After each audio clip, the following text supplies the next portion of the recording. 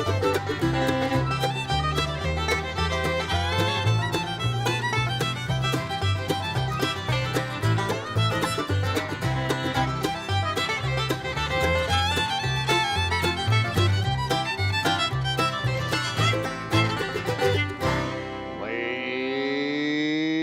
and gentlemen, brothers and sisters, children of all ages, it is the May 30th edition of A Day in the Life. I'm bottling up 10 more cases today. Let's get it off this face cam. There we are. I am here once again in my shop. Boom, boom, boom, boom. We are going to be bottling up bourbon and rye. I'm going to go ahead and knock out 10 cases today instead of the usual 5. So it'll be a little bit extended, 2 or 3 hours instead of just 1. I'm also like $2, what is it, $2.30 away from the next distribution. $2.23 away from the next distribution for my monetization fund. And I have 2 more days, today and tomorrow, to get it done. Our current subscriber count is 3,765. Thank you all to our new subscribers that joined us overnight. I am the Old Humble Guy. This is the Old Humble Distilling Company. And now a word from the Ad Twins, who are speaking on behalf of... Is your bar looking a little ordinary? Is it lacking something awesome? Well, head out to your local liquor store and pick up something extraordinary. Grab a bottle of Old Humble Straight Whiskey or Old Humble Special Reserve. They're clean, smooth, easy drinking whiskeys that taste the way whiskey should taste. From humble beginnings to an extraordinary finish, Old Humble whiskeys are what your bar needs today. Walk tall, be awesome, and drink humble. Old Humble Straight Whiskey and Old Humble Special Reserve. Get yours today. Today, indeed. Ladies and gentlemen, you're now on camera 2. This is the workspace that we're going to be working on. Let me get some stuff situated real quick. And hopefully it won't screw everything up. Move everything over here. Move that there. I have my little chat box here. All right, so time to get cracking. Over on my, just to the left, behind these boxes is where I have my bottles. I'm moving over 60 bottles to start with, because we're going to be doing 10 cases, or 5 cases rather, of our Boomtown Bourbon. First, Boomtown Bourbon is in the black barrel that's back here. Oh, the black barrel in the front. They're all in the black barrels.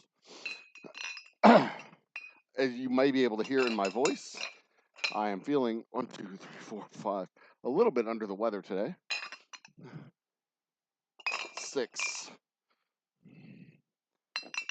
7. I need 4 times 15. 2, 3, 4. I don't think I'll be able to do 4 times 15, so I need to do 6 times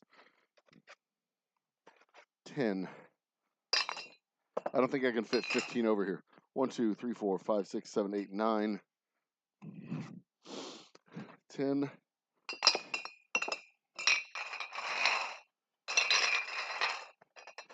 There we go. My oldest, one of my 2 oldest sons.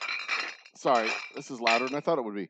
One of my 2 oldest sons is currently enlisting in the military today. He's signing the papers. So I'm super duper excited about that. I will have more updates and details to follow when I find out more about his MOS and assignments and all that stuff, but he will be going to Fort Jackson for boot camp in early July. 1, 2, 3, 4, 5. That's 10. 1, 2, 3, 4, 5, 6. That's 60. Perfect. Yeah, so I am super duper. This is a banner day. This is a great day. Banner day for everyone involved. I have to arrange some hose over here. Okay, that's the straight whiskey in that barrel. The hell is in here? Huh. Dump that tray. Ah, there we go. All right, so this is the bourbon barrel right there. Time to get everything cracking. I have my fan going, but I think I'm going to open the back door here. I'm going to open the back door just to get a little bit of air circulating through. It's about 85 degrees outside, but it is humid as hail.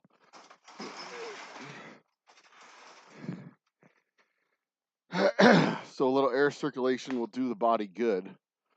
All right, so what we do when we bottle whiskey, the same process we always do. We fill the bottles every 27 seconds.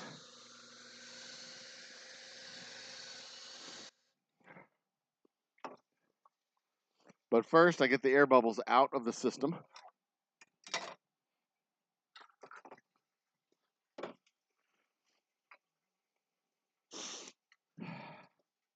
Got to get the air bubbles out of the system so that we fill the bottles properly and to the brim.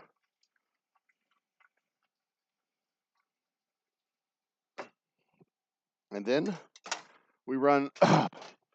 Jesus, I was on my back yesterday, completely knocked out from this cold. Ugh. All right.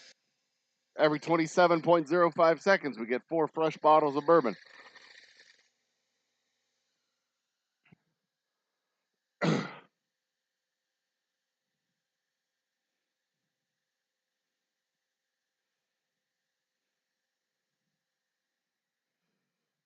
Anything good in the news lately?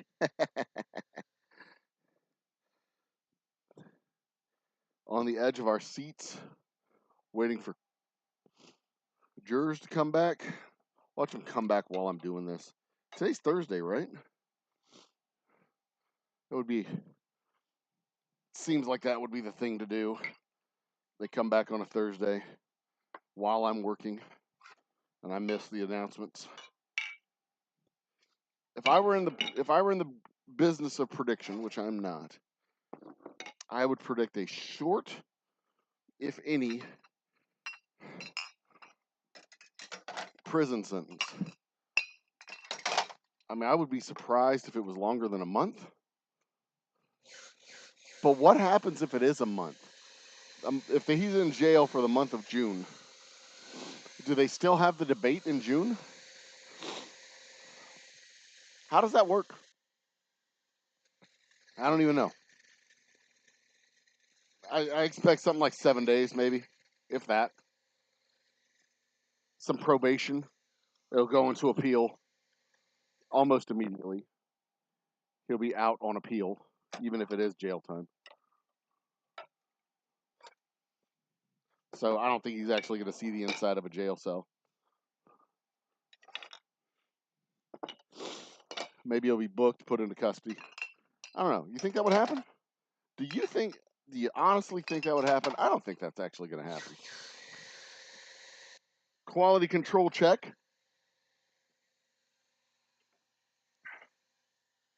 God damn, that's good bourbon. I gotta blow my nose. Who's here? Sunflowers is in the house. Cheers to the party. Cheers to Sunflowers. Welcome to the party. Business is coming together, as always. It's slow.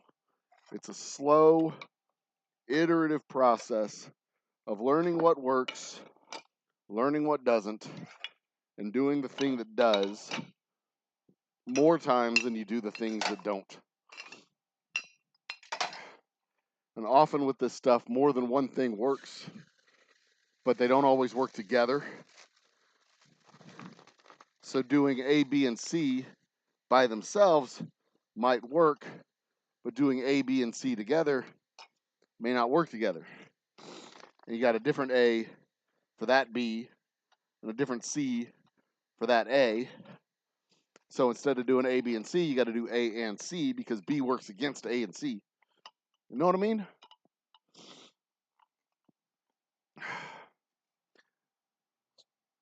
So you just got to figure out what it is that works and what it is that doesn't, and then do the things that do work and make sure that you're working together on the things that work, and that you don't have conflicting things. We are planning a winter release of clear liquors, vodka, gin, and absinthe. No, absinthe is green. It doesn't have to be, but it usually is. But it doesn't have to be. And actually, when it matures, it turns kind of a brownish color. Squirrels in your house? Paul Dunecat is in the house. Cheers, Paul. Welcome to you as well. You did not tell me that you had squirrels in your house. Sunflowers? Hell, I haven't seen you around in a hot minute. As soon as I get up and get moving, my energy just goes whoosh. And I had a whole venti mocha frap just to make sure I had enough caffeine in me to get through a few hours of work here.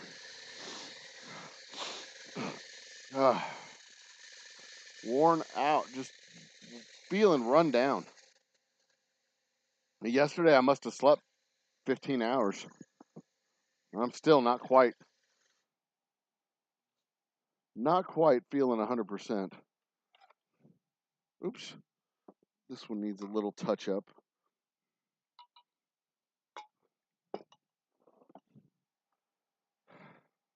This one needs a little touch up.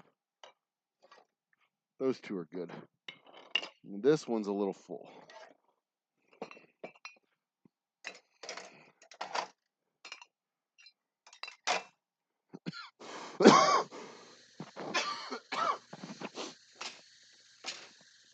I probably have another 5.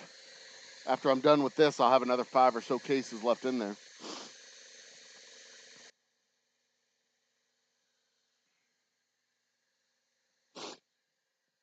Squirrels in the house. Paul Dunecat didn't have squirrels in his house. So how did you get... Oh, squirrels by your house, not in your house. Oh, okay. Well, that's a little bit more normal, to have squirrels by your house and not in your house. Although I don't suppose it's odd entirely to have squirrels in your house. We had squirrels in our attic in our first house we lived in. I think they fell in the walls and died. We heard them in the walls, at least. They fell down in there. I'm pretty sure they died. They didn't stink, so I didn't worry about it. Plus, it was a rental, so I didn't worry about it. Somebody else's problem. We hit it with an SEP. Bigfoot Silver Hide and Seeker is in the house. They ate the wires, harnessed the area to put it in windshield fluid inside my car. Huh? In the area to put in windshield fluid inside. Oh, they were inside your car. That sucks. Little terrorists chewing up wires and stuff inside your car. That's bad. You need to move your car more often. You get fewer squirrels in your car when you start it up and drive it around every once in a while. Doy.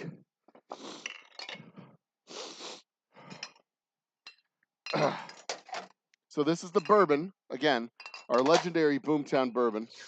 It is 72% corn, 19% rye, and 9% malted barley. It has a smoother, almondy, kind of buttery finish to it. It is a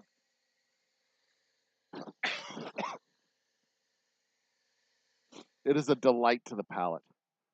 Even now, when I got my allergies kicking my ass and I got this stupid persistent cough and cold, it tastes really good. A nice little hot toddy to get me through the night. Yeah. All right, how many we got left? 2, 3, 4, 24 left. No problem. I should be able to stack these up 8 deep and only go 3 over. I have plenty of space on the table. I'm trying not to use too much table space here because I want to keep my boxes ready to go. Because when the distributor comes to get them, they're going to come and get all these boxes, and the table will be cleared off. And I've got kind of a junk pile over here right now of stuff that needs to be put away, put on shelves, and cleaned up. I don't really have a spare pallet to use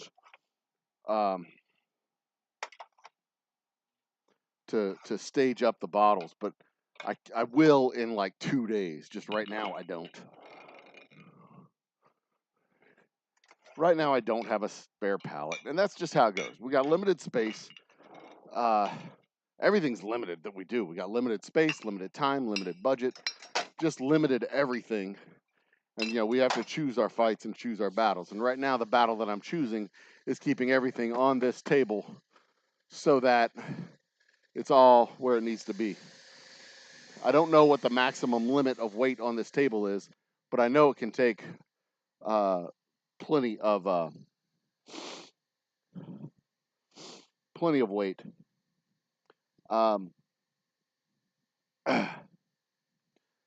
Cars parked in the driveway, leaves inside the hood. And a baby squirrel sneaked in the house once. The cats lost their minds while you scooted into a different door of the broom. The rabbits are a bigger issue. Oh my, yeah, the rabbits will turn your garden. We had one. I raised rabbits for a brief period, and we had one adult that got out of its kennel in our garden because we kept the rabbits in the garden because they were used for fertilizer. Their poop is fantastic fertilizer, and they create prodigious amounts. 2 of them would produce 5 gallons of fertilizer in a month. They were prodigious fertilizer makers. But that one rabbit, Roger, the male, I'm pretty sure it was the male, he got out of his kennel and he got down into the garden and he turned that garden, everything below, every leaf that he could reach that was below about 4 inches high, he turned the whole garden into green crumbs. He just ate the shit out of that garden. All by himself. All the chard, all the lettuce, every single green. I mean, he just ate every. I don't think he paused. I think he got in there right around 4 or 5 o'clock in the evening, and I think he just ate nonstop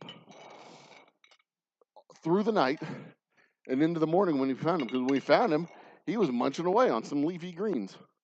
He just ate every damn thing in that garden. Turned everything into just stalks, green stalks. Not a single leaf was left. Not a single leaf was left on the plants. Those things can eat. They can absolutely turn a whole garden into rabbit meat very, very efficiently. But that's one of the reasons why they were such great Depression era livestock, because they don't take up a lot of space. They eat damn near anything you put in front of them. So kitchen scraps galore. They just love them. And they produce a lot of rabbit meat when you don't look at them for very long. Hell, even when you do look at them, they're not bashful. They will hump on camera on cue. They don't care. They're little rabbit meat making machines. They're very good at that. Very, very good at making rabbit meat. They're very efficient processors of sunlight into stored sunlight from plants into rabbit meat. And not bone. They don't make rabbit bone. Rabbit, as long as you have the right breed of rabbit. They're not making rabbit bones. They're making rabbit meat, and lots of it. And it tastes so good. It's a very neutral flavored meat, so it tastes like whatever broth you cook it in.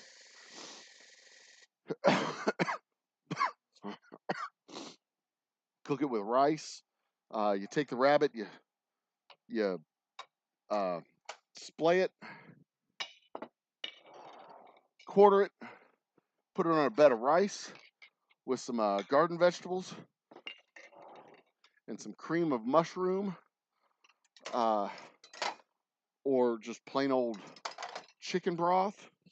Oh my God, it's so easy to cook it. What's going on?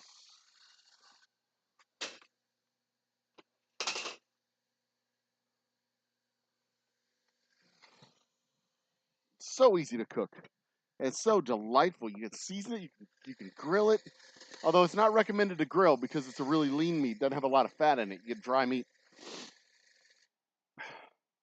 Saute it, seasoned and sauteed rabbit Hassenpfeffer is what they called it in the Bugs Bunny cartoons. Hassenpfeffer.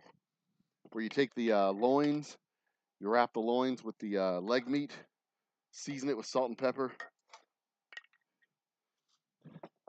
Or rather, you layer in some cheese and butter, and you roll it, wrap it, season it with salt and pepper, and grill it, or not grill it, saute it in olive oil or some kind of butter, some kind of oil.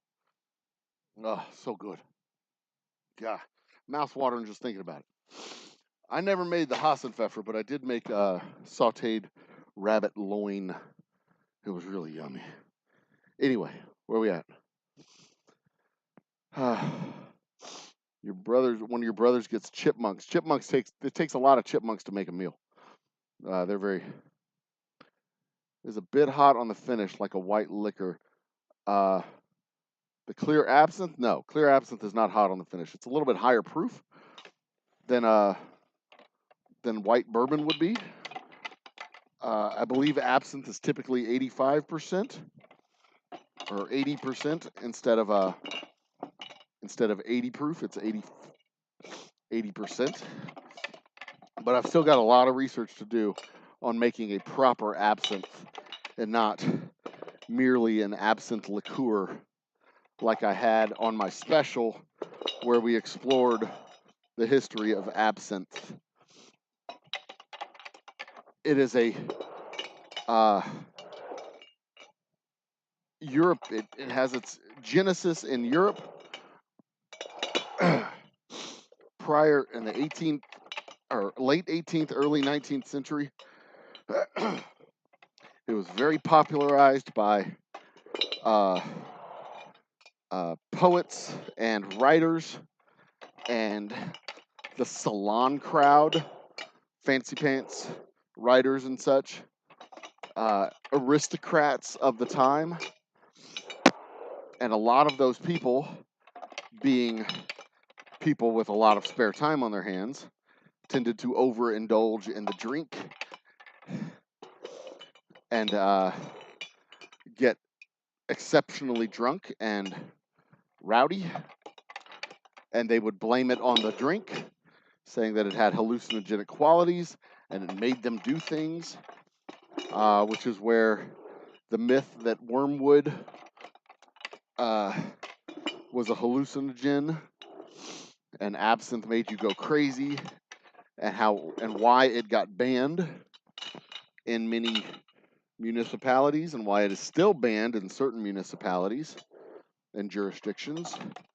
And it is 100% bupkis and nonsense, but people adhere to that nonsense still today. Even people within the industry who should know better will argue that fact, and it is just not a fact to be argued. It is what people who have never had absinthe will say absinthe does because they heard a rumor one time from one guy somewhere. It was the original reefer madness.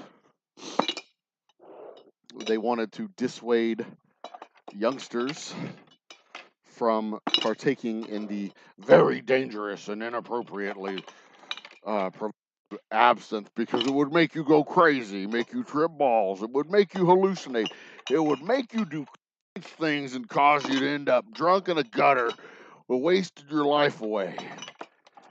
And while bad it was that absinthe could cause you to be drunk in a gutter, a la Edgar Allan Poe, it did not make you hallucinate before getting drunk and ending up in a gutter. You just did that. That was just a bonus, being drunk and in the gutter. Any alcohol overindulged with can send you into a gutter. And that is your public service announcement from the Old Humble Distilling Company. Do not drink in the presence of gutters. I think that's the lesson you should take away from this.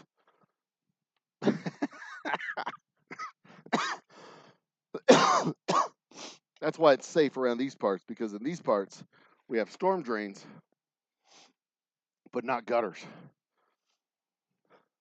Gutters are on houses and in bowling alleys. So don't drink absinthe in a bowling alley, is what I'm trying to say. Because you don't want to end up in the gutter. Sound 3 plus yours. That is a great. Why, man, you do that. Go for it, Zany.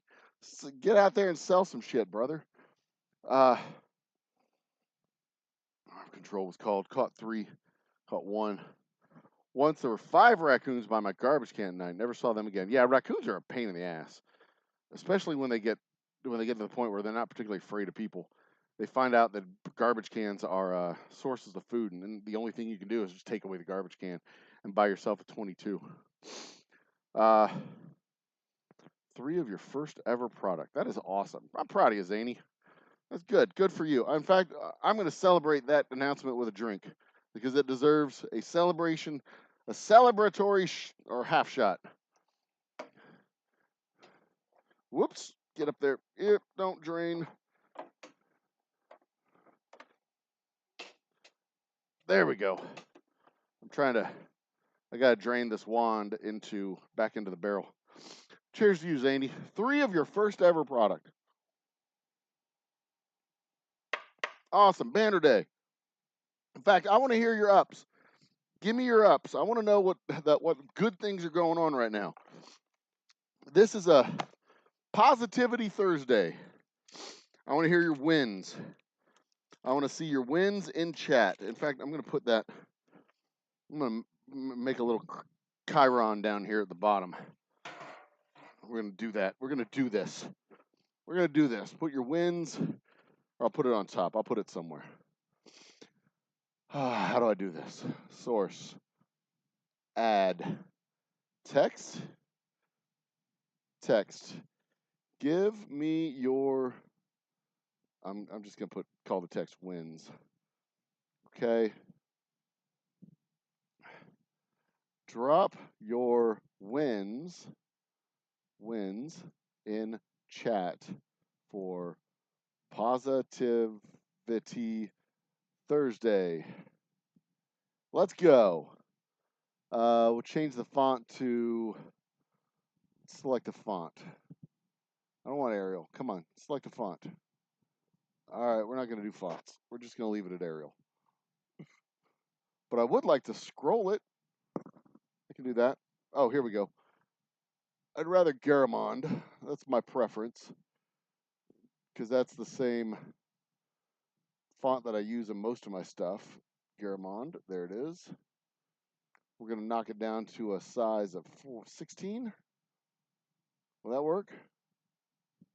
Okay. Where'd it go? It's too small.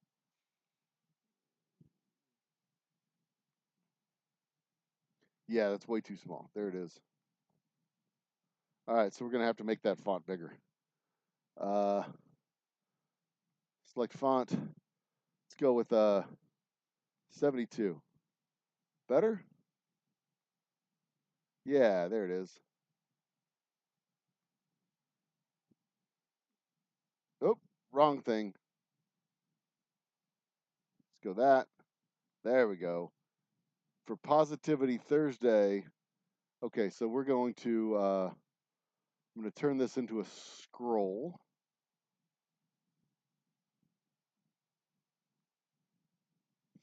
All right, so I got to add a filter, add scroll, sure. We're going to give it a speed of, horizontal speed of 3. Put it on a loop. Let's go. Did that work? Nope, that did not work. Let's do it faster.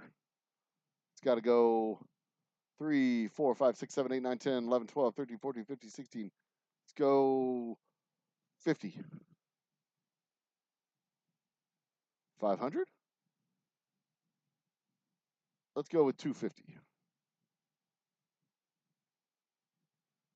Let's go with 100. Let's go with 200.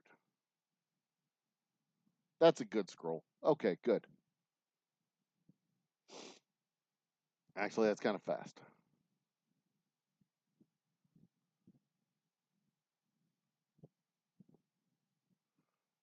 Put it right there. That's good. Let's give it a background too, shall we? Background. Text transform, vertical. Color, opacity. Background color, select it. Let's go with blue.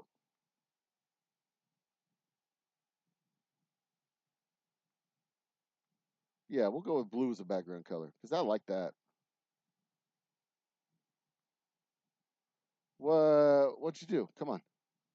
Properties, try again. I think I didn't, it's not opaque enough to be a background color. Yep, there we go. Let's give it a, how's that look? I want to know your wins. There we go. Perfect. It's Positivity Thursday. Drop your wins in for Positivity Thursday. I got to add a couple of spaces here. Boom, boom, boom, boom, boom. Perfect. Let's move it. Oh, wrong one. There, that works. We'll make it centered. Perfect. All right. All right. So we've got killing squirrels on our Positivity Thursday, which is great because they're horrible monsters that eat wires and windshield washer fluid or whatever. We've got my son enlisting in the Army today, signing his contract. Super excited about this kid. He's signing his contract. He is going to be all that he can be. I'm proud of the boy. He was in January. He was dithering, thinking maybe I'll be a welder. He needed someone to reassure him. I think he needed someone to reassure him that he was making a good decision and not selling himself short. He's a good kid. He's a bright kid. He's a clever kid. And quite frankly, he's going to be fantastic as an enlisted soldier, and he may even have the opportunity to have a nice long career as a commissioned officer after a few years. And I hope he gets that opportunity because he has the opportunity of having a nice long career in the military. Ugh. I feel awful, but I feel better today than I did yesterday. If only it made you trip balls. You know, Jason, I bet there's a way to make absinthe trip balls, cause you to trip balls. I bet you could probably take some illegal substance and drop it into the drink and drink the drink. You know, a little acid tab or something. A little stamp o something. I bet there's a way, but I don't think it's legal for a distillery to do it.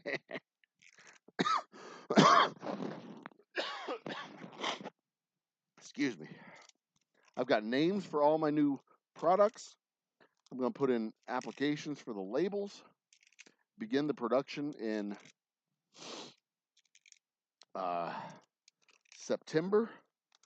so that they will all be ready for October, November, and December. Absinthe will be released in October. November will be the vodka, and gin will be in December, and it will be my White Winter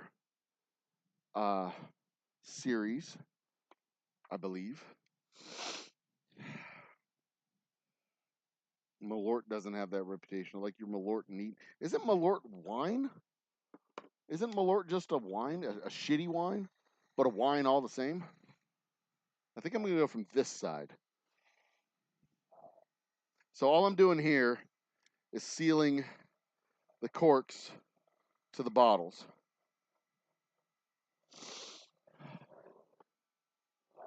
I am looking forward, by the way, to returning to my live happy hours on Wednesday nights or Tuesday nights or Thursday. I'm not sure when the live happy hour will return, based on my schedule, because I'm doing tastings Tuesdays through Saturdays, and I'm all over the state now. That I have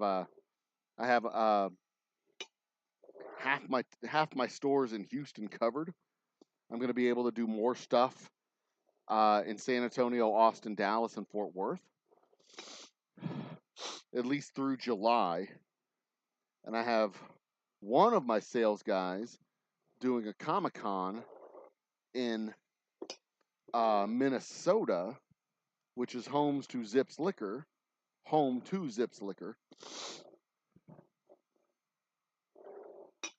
And I might be able to do some kind of, I don't know, something up there, which would be pretty cool if we could sell 15 cases that weekend at Zips. That'd be a pretty cool deal.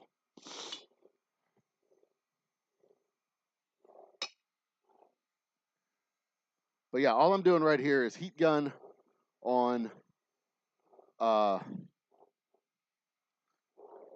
little plastic neck seal. I don't know if you can even see that. But what that does, that is actually a traditional method of sealing the bottles. When you would get a bottle back before the with the advent of the expansion west, prior to westward expansion, whiskey bottles were not common in homes. You would go to the bar, get a barrel of whiskey, or go to the local farm and get a barrel of whiskey. And you would get that whiskey, and you could fill your own bottle from the farm or the bar and bring it home. But bottles of whiskey weren't common. And as we expanded west, barrels would get sent west from the distilleries in the east. So they would go west of the Mississippi in a barrel. And along the way, those barrels, it would be common for those barrels to get tampered with. So that, excuse me one second. Oh, God, I think I might die.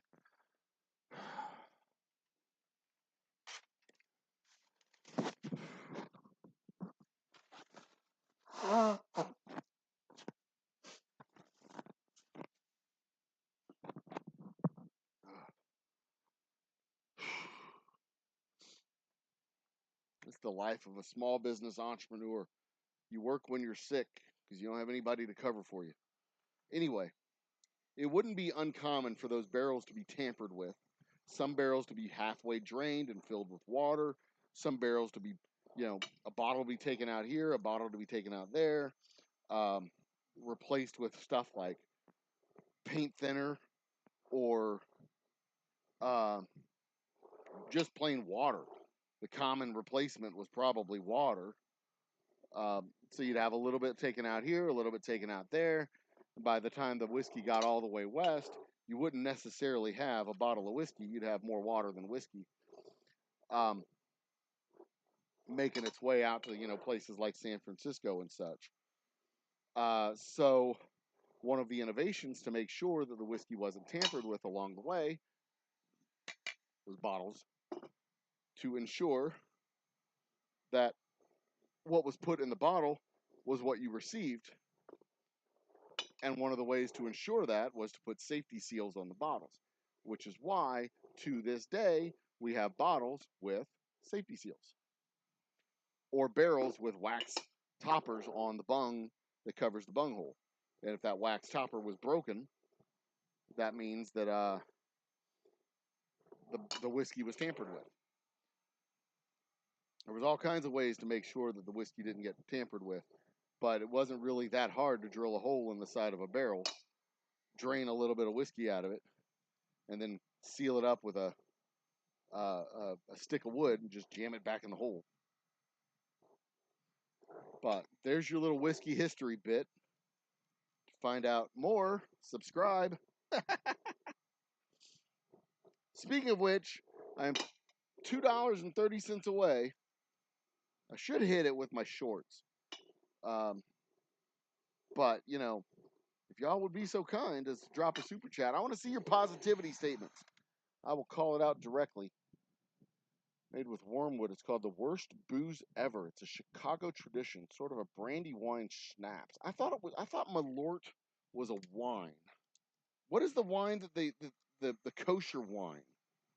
What is the kosher wine that they used for Passover? I thought that was Malort.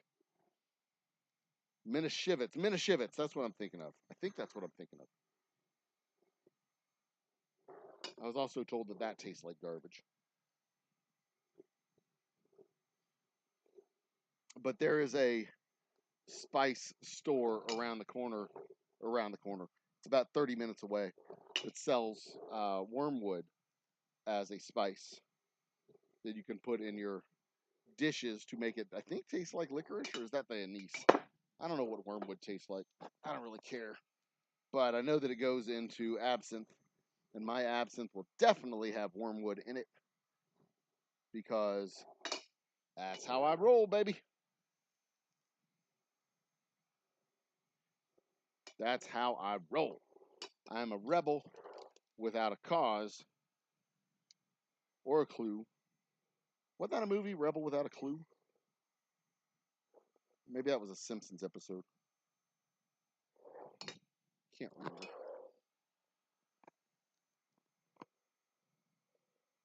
Anyway.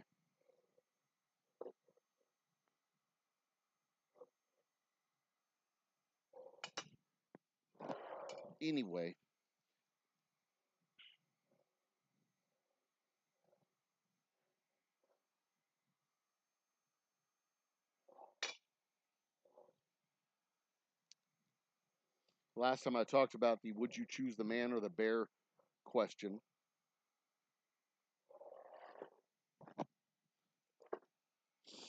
Which I am 100% in the bear category. Well, no, I take that back. I understand. I understand the point of the meme. Men are dangerous. Men are inherently dangerous. You don't want to find a strange man on a path. That makes you nervous. That makes me nervous. Men are, especially lone men, strange men, unknowns. They are, by nature, suspicious and dangerous. We've known this all our lives. Don't accept candy from strangers, kids.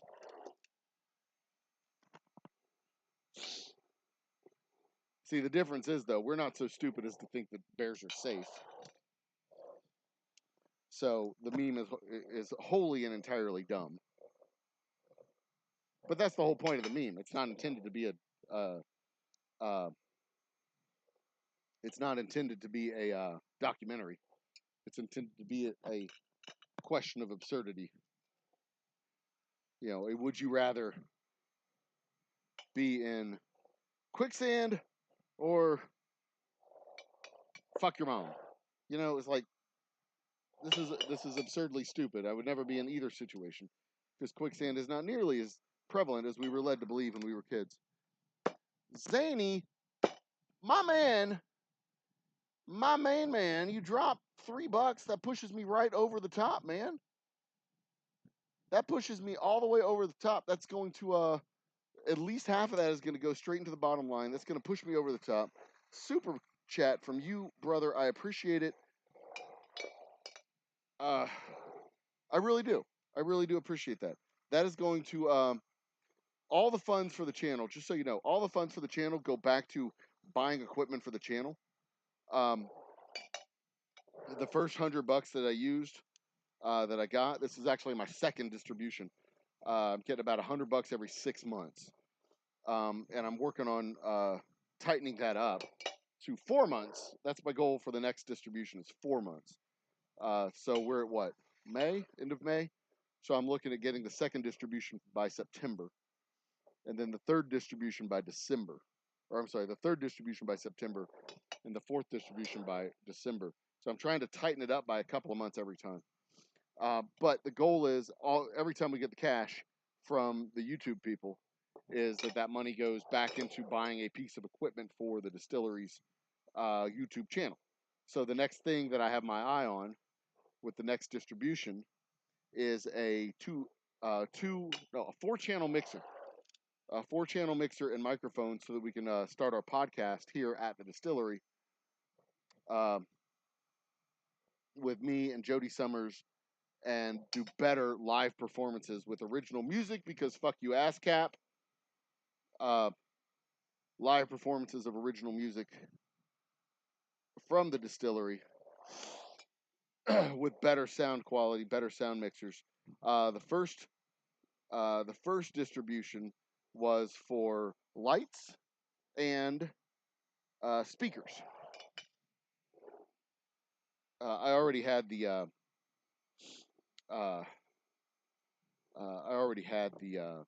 microphone, the previous mixer. Uh,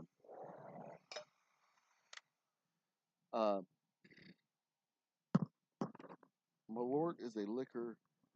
You see, I didn't know Malort was a liquor. White Winter is a great name. I was thinking naming my products Winter in Michigan. It would take pure Michigan, our best state recognized strain, high yielding and high extract. Oh no, the liquor is not going to be called White Winter. It's going to be called my marketing campaign is going to be having a White Winter in Houston. The Old Humble's White Winter series, where we have, because it's all 3 white liquors, or liquors that don't require aging. So they're clear liquors, white liquors. And they're coming out in the winter. So it's White Winter. We're going to have a White Winter this year at the Old Humble Distilling Company. Introducing our 3 new labels and bottles. I just hope I have enough cash to do it, because I'm only going to do about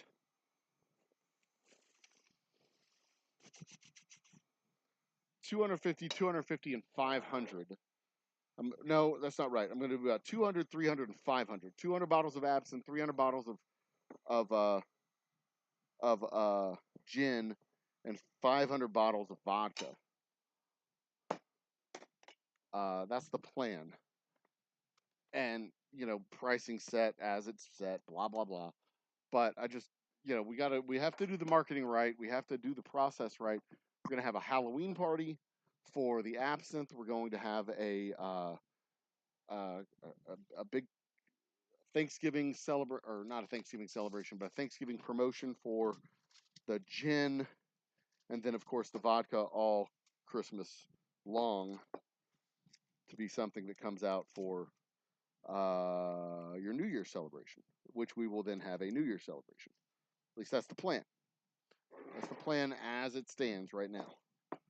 So now the last part of this process is dropping the labels onto the bottles. And it's done by hand. Sometimes it's done by hand, sometimes done by machine. Since it's only 60 labels, I didn't bother setting the machine up. The machine is already set up for the rye. I'm not going to bother setting it up, because that means I'd have to undo the machine for the rye and then redo the machine for the bourbon, and then redo the machine for the rye. And I didn't want to mess with that crap. 1, 2, 3, 4. Make 12. I might be able to do all 12 on, and then have everything set up here so that I could put it into the boxes.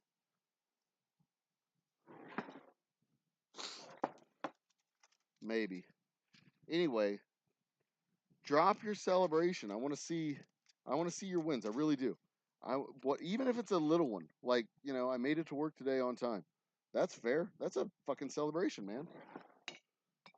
I had a fever of 102 yesterday. I am not feverish today. I'm exhausted today, but I don't have a fever. I worked an election on Tuesday, and over the course of that day, I started feeling worse and worse and worse and worse. I probably should have gone home around 5, but it's good money. People think you're volunteering when you work the election. You do not volunteer when you work election. The election workers get paid money. And I absolutely wanted to stay for the duration, partly because I was one of the few people who had a lot of good experience about how to set up those machines and take the machines down and get it done quickly. Nobody else had been or had as many elections under their belt as I did. So I knew the process to get that done quickly. And I figured if I had left, then all of those poor people would have been there for an extra hour or 2 hours, or at least an extra 30 minutes. Let's say an extra 30 minutes. And they didn't need to be there for an extra 30 minutes. Me staying for an extra 2 hours, because I seriously thought about leaving at 5. Made sure those people got home at 7:30 instead of 8 o'clock, or were able to get out of there at 7:30 instead of 8 o'clock.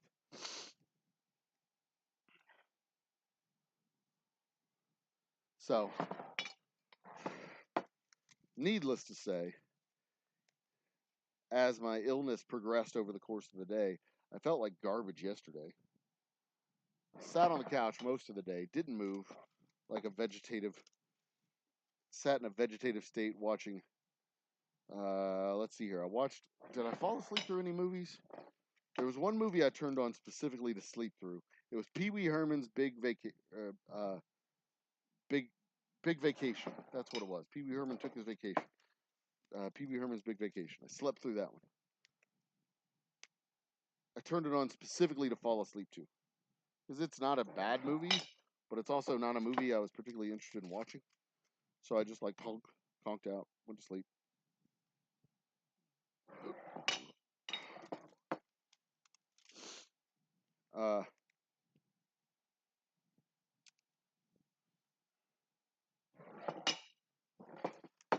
But then I spent most of the rest of the day just sitting there in kind of a half vegetative state, staring at, doing dumb nonsense. I tried working. I really did. I tried working. I tried sitting down and setting my schedule for the month of June, and that work lasted for about 10 minutes till I got sidetracked onto a different project. But I got the infrastructure for the schedule set up. I got all the days picked out for me and my 2 testers that I have on staff, and at least a third one that I'm hoping to bring on board for the month, but she has not shown me TABC license yet, so she has not been confirmed as a taster. And I do not feel like it is my role to harass her about doing it, because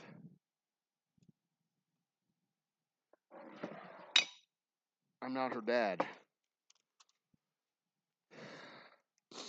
So she can get her TABC license whenever she's ready, and then when she's ready, if I haven't filled her spot yet, then she can get her spot. Sunflowers take neither the bear nor the man.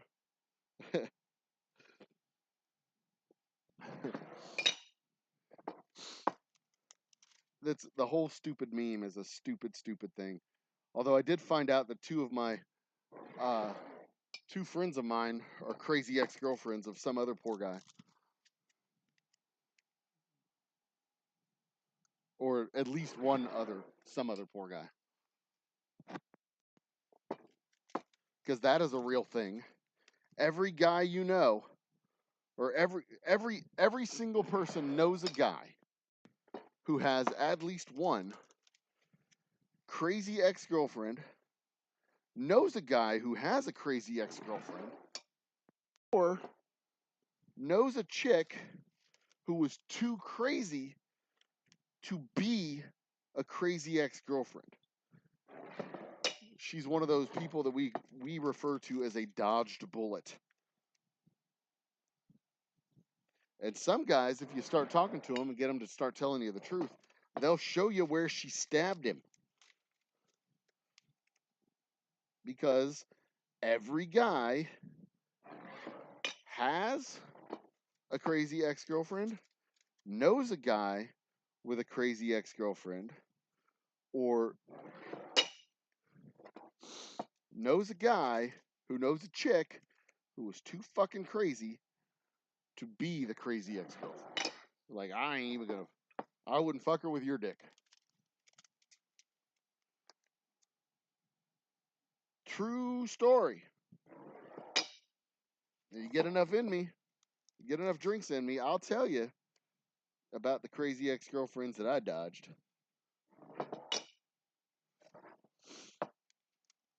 And sometimes you don't know she's a crazy one until you break up with her, and then she's a fucking lunatic, and you're like, oh, yeah, the writing was on the wall the whole time. Should have known. And I'm not saying I was a model boyfriend, but I knew the difference between giving a shit and not giving a shit, and when you should give a shit and when you shouldn't give a shit, and when you should run like hell. As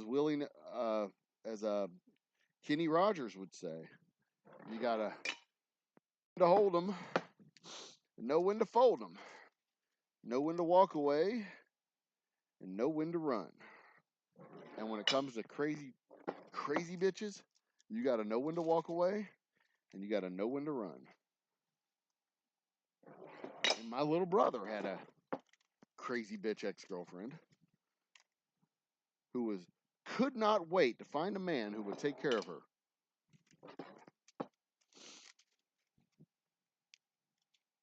And that's, on the surface, not a big deal. I mean, who wouldn't want someone to take care of them, right? I would love to find a woman who would take care of me. Hell, I got a woman who'll take care of me. She's a hell of a woman.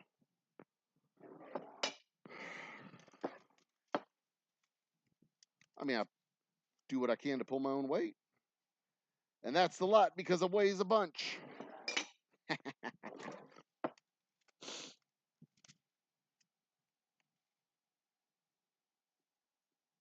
And that is not to deny the fact that some men can be toxic pieces of shit. Every woman you know has been sexually harassed at some point, treated like less than, treated like a girl, diminished, dismissed, or whatnot, either personally or professionally. Every single woman you know. And it's almost always done by men. Sometimes it's done intentionally, sometimes it's done ignorantly, but it's always done. And the takeaway is that people are pieces of shit, generally speaking. But more often than not, they're well-meaning pieces of shit. They just don't know. They're ignorant pieces of shit. There's nothing wrong with being ignorant as long as you do your work to solve that problem. But the issue comes in when women look at all men as threats and danger, even the ones they know and love. Because when your piece of shit boyfriend is being a piece of shit and you need to go get your stuff out of his house, you're not calling a fucking bear, are you? Nope. You're not calling a bear. You're calling your boyfriends to come and get your stuff. All those boyfriends that you got who are well-meaning, ignorant, misogynistic bastards who you would choose the bear over. if you follow the meme. Oh, choose the bear. Yeah, you're not calling a bear to kick your boyfriend out of the house. The boyfriend that everybody told you was a piece of shit. Everybody told you was a piece of shit, and you're like, yeah, I'll live my life however I want to live it. Okay, do that. That's fine. We are supportive of your bad decisions because we love you. And you certainly don't want us to tell you we told you so. Because why? Why would you want to hear that? Have to go message me anytime on the Insta. There you go. I think most guys can say the same thing, Paul. Bye, sunflowers. We'll see you again soon.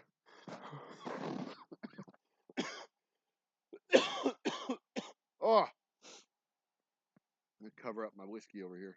I think I'm going to do 5 more cases of the rye in a minute after I get this done. This is gonna be a relatively long day. I don't know if I want to keep y'all on chat on live if we do the if I go another batch with the rye. Cause I'm sure y'all got stuff to do. Maybe I will. Maybe I won't. We'll see.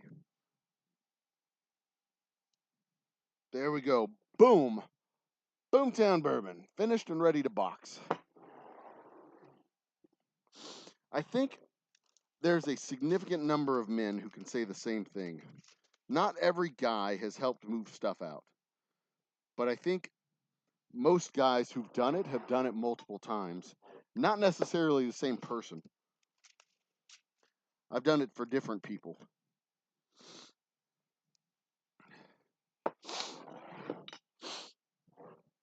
But there's always a type.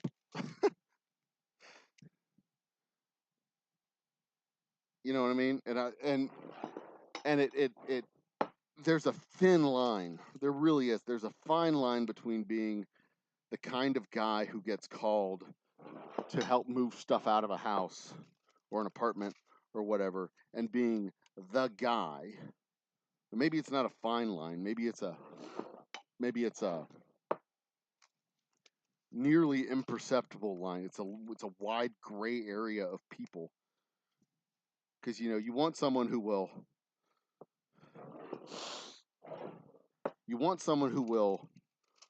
who can potentially engage in violence, but you don't want someone who will engage in violence.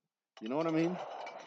You want someone who's willing to, but not going to, or who's not going to seek it out.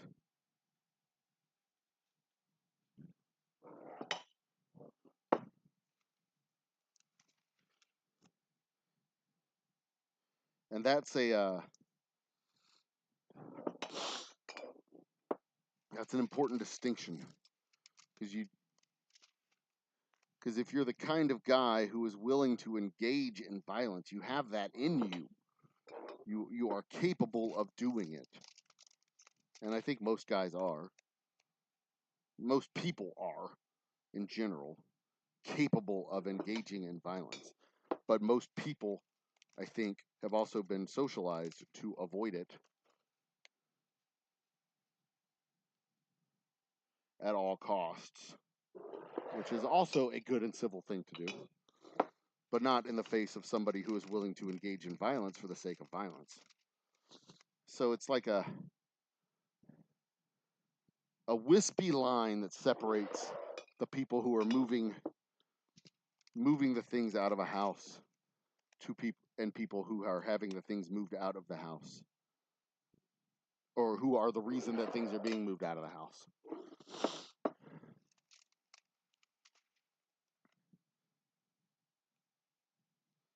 You know what I mean? Like being the good guy and being the bad guy. It's easy to cross that line from being the good guy to being the bad guy. And we've always got to be aware of ourselves so that we don't become the bad guy.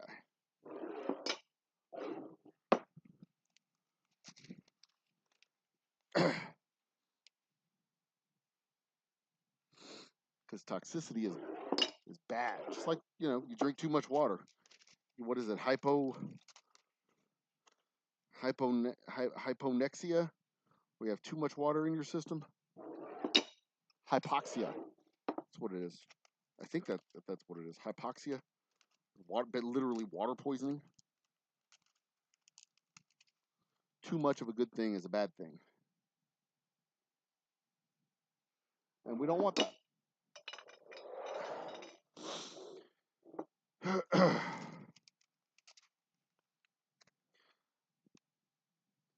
think the term is, the phrase is, it's better to be a warrior in a garden than a gardener in a war.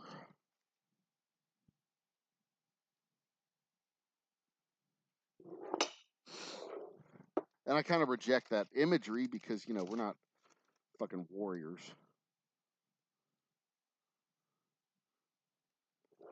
But the more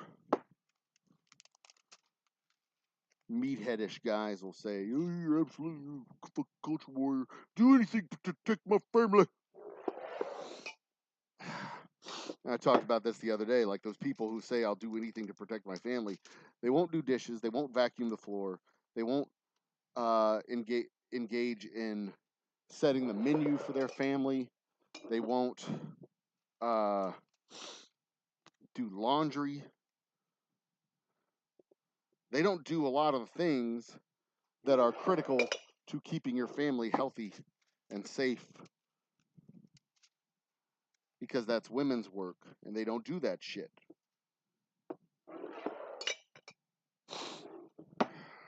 So they don't do anything to protect their family. What they mean is, I'll go out and fight people and kill stuff to take care of my family. Stuff that you don't have to do because Kroger's exists, because Walmart exists, because Safeway exists, because Albertsons exists. You don't have to go out and kill animals and bring them home and eat them. I'll do anything to keep my family safe and fed. And blah, blah, blah, blah. Would you? Go to Kroger's and get groceries. That's what you need to do, buddy. Vacuum the floor. Most families, most people these days die from preventable diseases. So, preventable diseases caused by environmental influences like cancers, obesity, diabetes, lack of exercise, heart disease.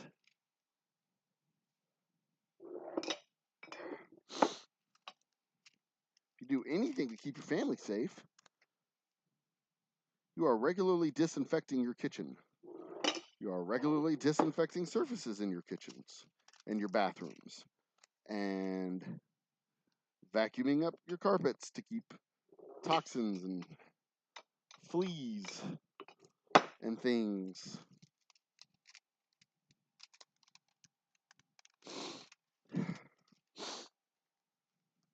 But that's not manly, is it? No. You want to go lift weights and flex your muscles and hunt elk or whatever dumb shit you have to do to show that you're a manly man.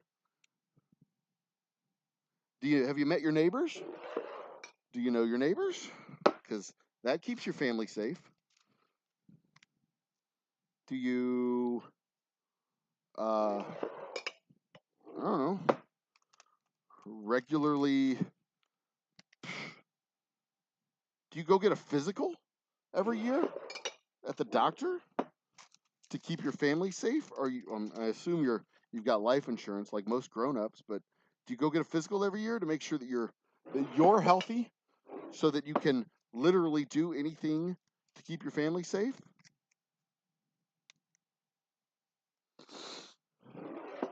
Do you exercise for an hour a day every day, 30 minutes a day every day? An hour 3 times a week, or 30 minutes every day? Do you do that? Because that's what real men do. And I don't do all of that stuff. I do the dishes. I regularly help clean up around the house. I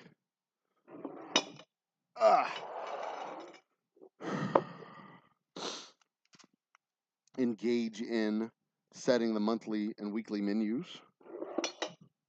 We eat garbage. I mean, look at me. I'm not a specimen of physical health. But I'm not so stupid as to say that I'm going to shoot somebody in my front fucking yard. I'm certainly not going to go stomp around in your yard and shoot people. That's just dumb. Mailman's here. I bet I have a check in the mail. I hope I have a check in the mail. I should have a second check available tomorrow as well.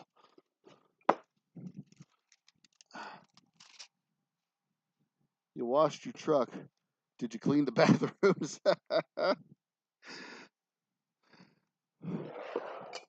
Exactly. Exactly. And this was so prevalent, especially during COVID, where people were all like, I'm going to protect my family and not make them work. I'm not going to make them wear masks. I'll protect my own family. What are you going to do? Shoot the fucking virus? You dumb weirdo. Protect your family by engaging in, like, do the dishes. Wipe the surfaces of the countertops. I can't be a man for my family because I got to stay home because everything's closed. Well, this is your opportunity to be a man for your family. You got all the extra time in the world, so be a man for your family. Break out the mop. Spick and span those floors. House should have been cleaner than it ever had been in the past. Spoiler alert, most of those guys did not do the things to do to keep their family safe. They still pass that on to their wives or someone else entirely because that's not the kind of thing that they do. Do you do the homework with your kids? Do you teach them math? Do you teach them English? Do you teach them sciences? Do you teach them how to think critically? These are things to keep your family safe. Do you do that? The whole notion of what it is to be a man is rooted in 18th century and 19th century bullshit. And we've grown up with men teaching boys what it's like to be a man in the 19th century. And by God, all that shit's changed so much. Like the concept and definition of being a man, like most guys don't even know what that means. And they're wandering around with their hands out in front of them in this archaic system of socialized masculinity that just doesn't apply anymore. We're teaching kids to be men based on 19th century standards in a 21st century world, and we wonder why guys are confused.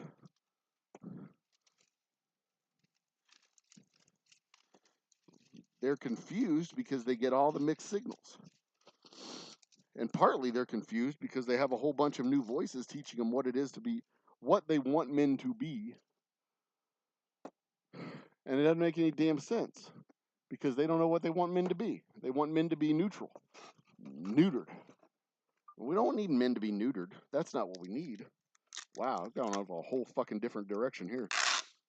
What we need is men to be bold and strong, just like women. We need women to be bold and strong and active and vibrant. We need people in general to be bold and strong and vibrant and full of ideas and thoughts that they're not afraid to voice and do. And for a long time, it was just a bunch of dudes voicing a bunch of ideas to a bunch of other dudes, and nobody was nervous about it because, guys have stupid ideas all the time. And we don't judge each other for our stupid ideas. We're just like, yeah, sure. I mean, Jesus Christ. We have a whole goddamn industry built around people getting on an angry bull and seeing how long we could ride it. A whole damn industry. Tell me that there's no stupid ideas, because I will show you that. And it is a stupid, stupid idea to get on a bull and ride a fucking bull, because bulls will kill you. They're 9,000 pounds of angry meat jumping around. 2, 3, 4. That is the dumbest damn idea in the world. Guys aren't afraid to voice our stupid ideas around other guys. Shouldn't be afraid to voice our stupid ideas around girls. I mean, it's just a stupid idea. How much stupider than riding a bull can your idea possibly be? Well, there was new Coke, so there's that. That was a stupid idea from a stupid human being. Probably a dude who was all like, oh, we should make new Coke. Sweeter than regular Coke. Duh. That was dumb.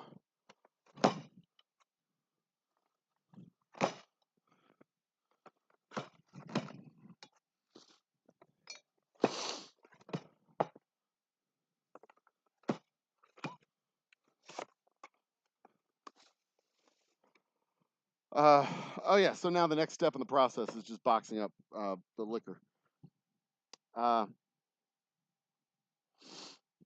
do you want your kids to remember you 50 years from now? They will remember doing all the cooking, mopping, driving to school and events, and wearing cat ears when their friends come. Exactly. I want my kids to know that it is okay to have fun with them. My dad never really did that. He kind of did, but, he was more of the athletics dad. He wanted to coach your team. He didn't want to play. He didn't just play. And the other day, my kid said, hey, do you want to play Fortnite with me? And I was tired. I didn't really want to. It was late.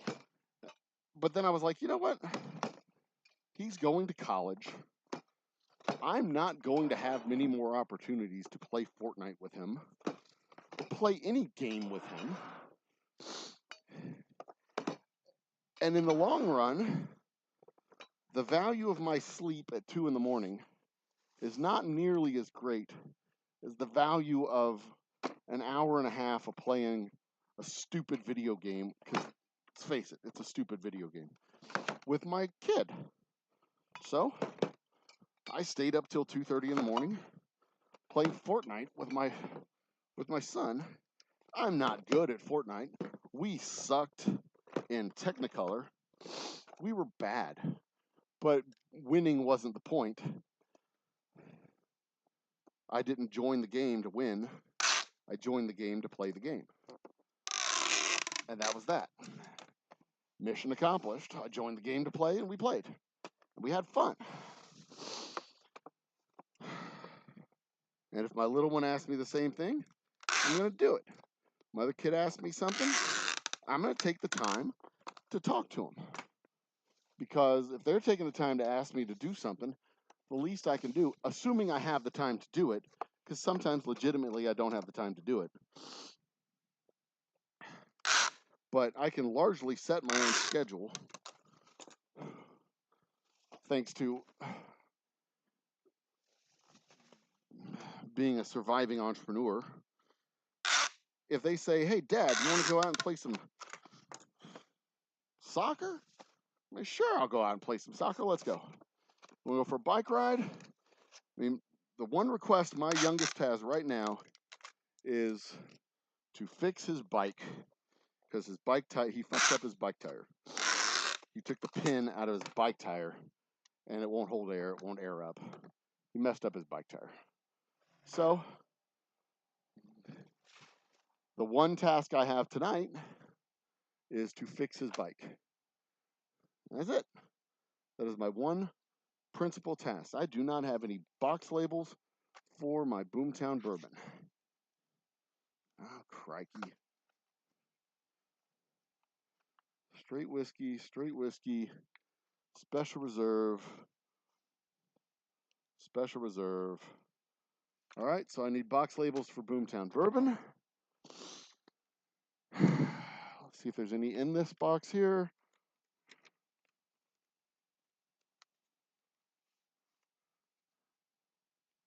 Nope. All right. So I've got to make a run to Office Depot for bourbon and rye labels. Fabuloso. All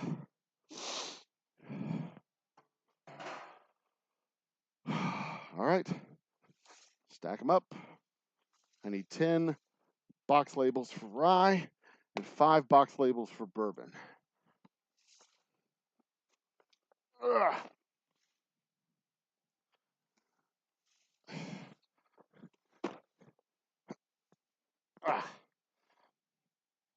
But if that was the one lesson that if I could pass that down to dads ever, if dads gave a shit what I thought, that is the one thing that I would tell them.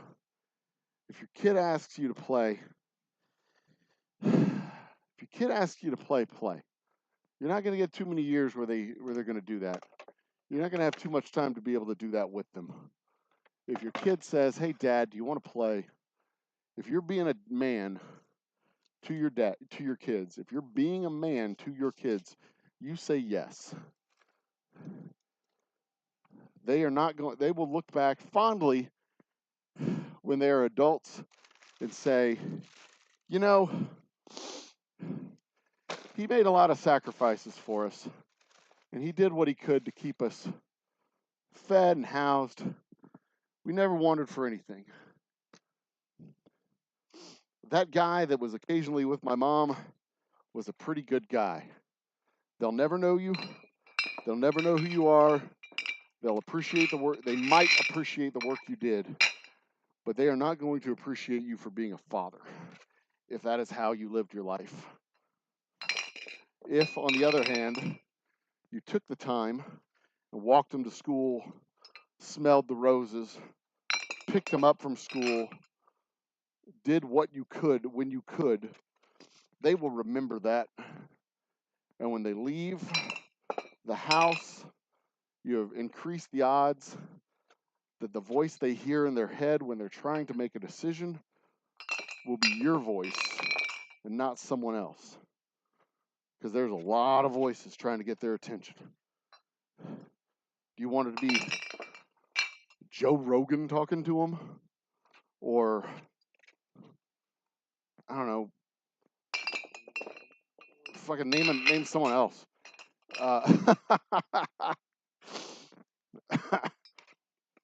I mean, for my money, I've spent 18 years with these kids. They need something. They need some advice. 3, 4, 5, 6. I really, truly hope that when they're sitting there thinking about it, they hear my voice in their head talking to them. Even when I'm long gone and one with the worms, I hope that, and the least we can hope is 1, 2, 3, 4, 5, 6, 7, 8, 9, 10. The least we can hope is that we leave an impression on them while we have them.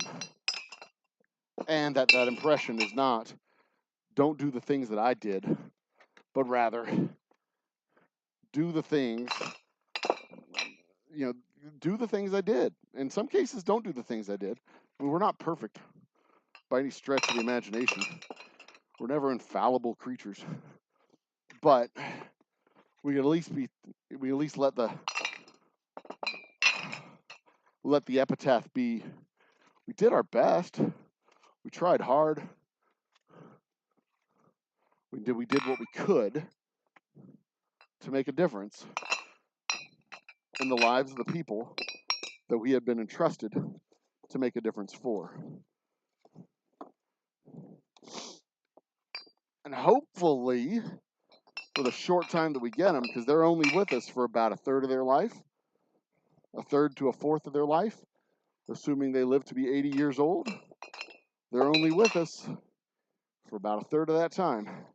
And even then, not even the whole third, because school scouts, church friends, all that other stuff, we don't get the whole third.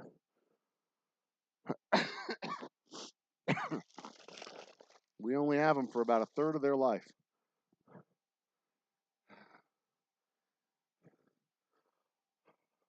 They're going to be influenced by many, many, many, many, many, many others as down the long winding road that they walk. They're going to have many, many, many, many, many, many, many different voices in their ears.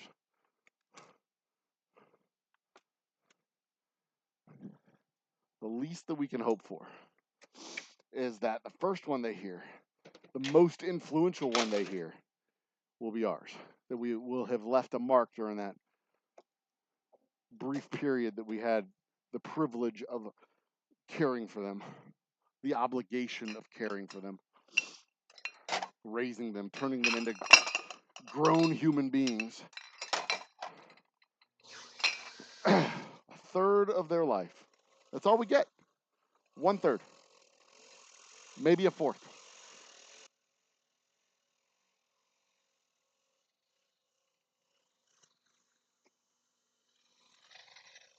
All right, the bubble's out. This is our rye now that we're working on.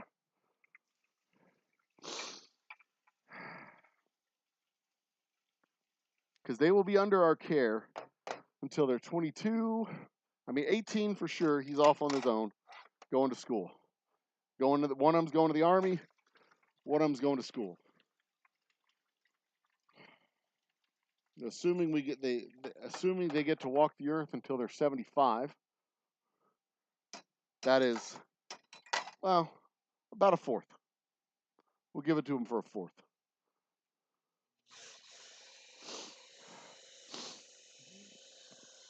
If they're under our care for a few more years, even if it's indirectly under our care, 22, 23, 24,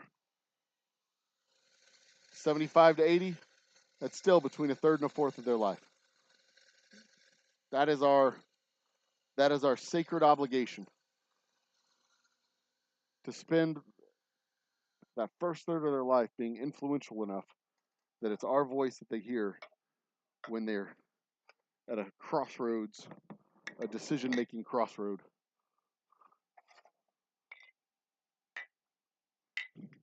Because that's what happens.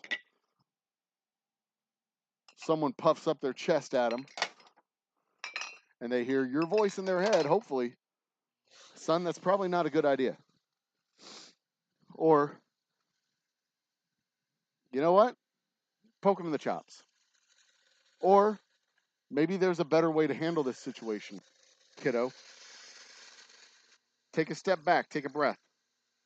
That's your voice they're going to hear. Telling them, trying to give them that sage advice before they go off and do something stupid. Because once they start doing something stupid, it's all static. It's all static. It's all static until it's over. And then they look back and they're like, what the fuck did I just do? And hopefully, again, your voice being able to tell them, hey, we all do dumb things. It's not the end of the world. Settle down. Catch your breath. Let's get through this. I have not raised girls. I don't know. I don't have daughters. So I don't have the same perspective from the other side. That is our double oak rye right there. A little bit darker than the bourbon because it's a little bit longer with the wood.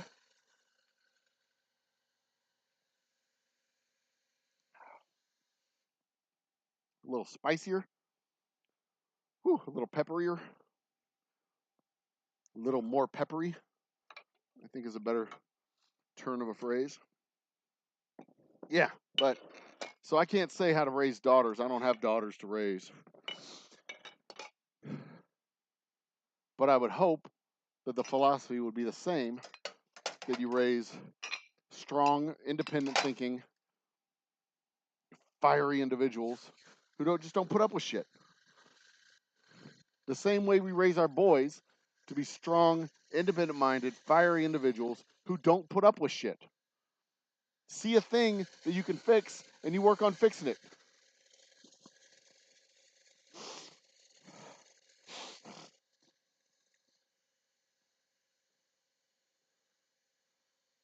There we go. All right. No bubbles. Everything's working about optimal. Level it out. Good to go. We're down to case number. We're into case number 2.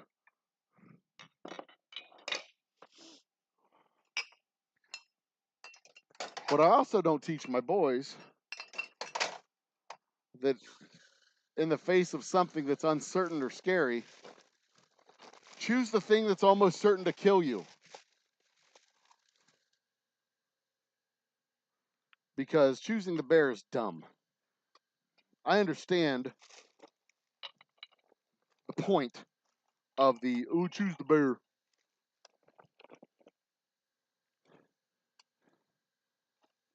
Because our entire lives as men, we are raised to assume that everything out there is dangerous and trying to hurt us, especially other people. We have been raised that way from the cradle. We, as a function of our nature, have never walked the earth just assuming that it was safe. We have always walked the earth assuming there's a threat under every bush, behind every pole, under every rock, there's a threat. And to be on guard at all times.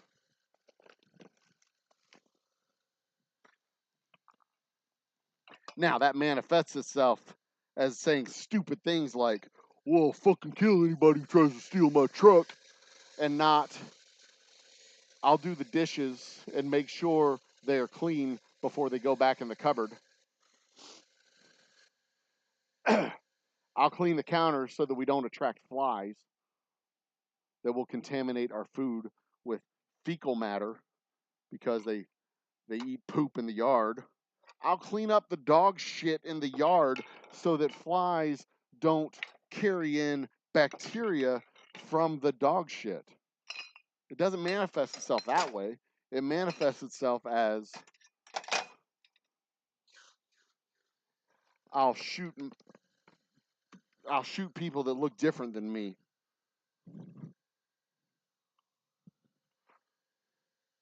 To protect my TV.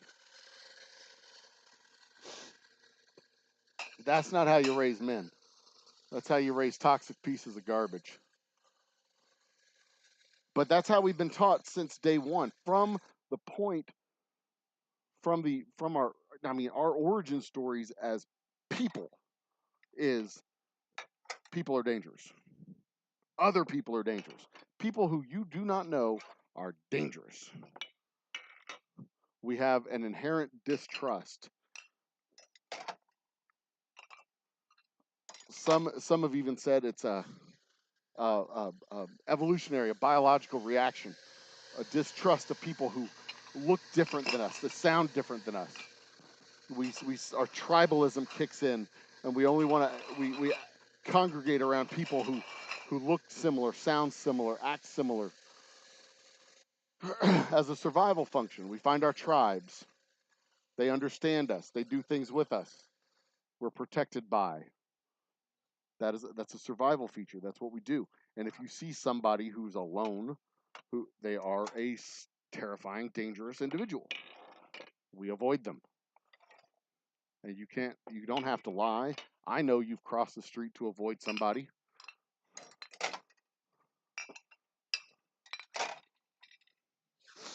You don't even have to admit it. I know you have. We've all done it.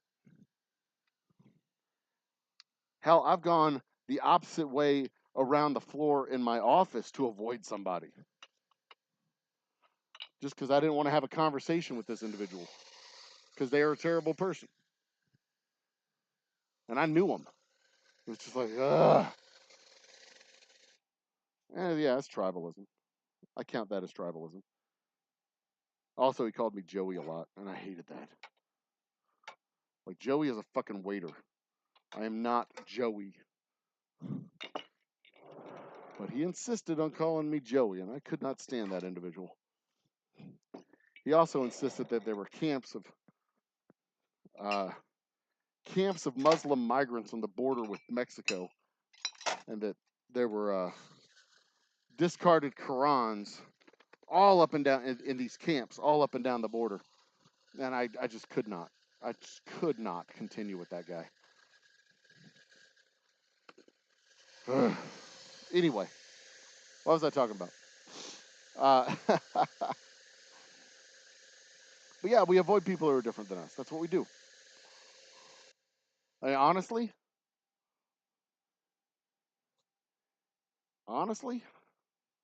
if I'm walking down a trail and there's a bear and a person, a fork in the road, on one is a bear and one's a person, I just might choose the bear too, because I don't know what that person's up to. I'd do it if it was a chick. I'd choose the fucking bear over a woman, because I don't know what she's up to. Although, to be honest, I mean, if I'm being completely and totally honest, see a chick going down the path, at least you know that's where the path is, right? I'm probably not legitimately going down the one with the bear. Because that's stupid. That's just stupid. Why would you? It's dumb. But in the meme, yeah, it makes sense because it's absurd. It's absolutely absurd. You know, you're walking down a road, and down that road is a bear, and down this road is a person. Well, I'm probably gonna avoid the person because people are weird and creepy. He probably has a cold, and he's gonna cough on me, and then I'm gonna have to say something, and he's gonna say I'm sorry, and I'm gonna say bless you, and then it's gonna be awkward, and we're gonna wave, and he's gonna ask if he can have dinner, and I'm gonna be like, no, I don't really have any dinner plans. I'd rather not. I'm just gonna read my book, and then it's a whole thing. Like, yeah.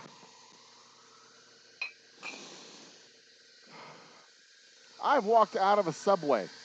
I've gone into a Subway, seen coworkers eating there, and turned around and left in order to avoid the conversation of, hey, why don't you join us for dinner or for lunch? I don't want to join you for lunch. I want to sit here and read my fucking book. Now it's awkward. I'd rather sit here 8 feet away from you at this booth by myself than there in that booth with you. Not because I don't like you, but because I have spent the entire day peopling, and at this point, I want to not people. I want to read my book. Please and thank you. Enjoy your ham and Swiss club, piccata, whatever you're eating. I don't know. I don't care. I don't care. I truly don't care. I want to eat my meatball sub in peace with my book. Is that so much to ask? I don't think so. Please and thank you. God bless. Vaya con Dios. But yeah, I did. I walked into the Subway, saw her sitting there with, saw two people sitting there together, one of them from my office, or both of them from my office, and I was like, oh, I snapped my fingers like that, like I had forgotten something, walked back out, did not come back in. I was good. I had stuff that I wanted to think about and work on, and it did not include them. And it would have been awkward, so I just straight up left. That is what I consider choosing the bear. Because I did not want to talk to them. Is that wrong? If that's wrong, then I don't want to be right. Paul. Yeah. If that's wrong, then I do not want to be right. I will take that up with my Lord and Savior at the pearly gates. If that is a sin that will keep me from heaven, then I will plead my case on Judgment Day. I do not have a problem with that. at all. At all. I will take it up with my Lord. Just like, I have 16 bottles left. 1, 2, 3, 4, 5, 6, 7, 8. That's 32. So I should have one more set of 4. Okay, that's fine.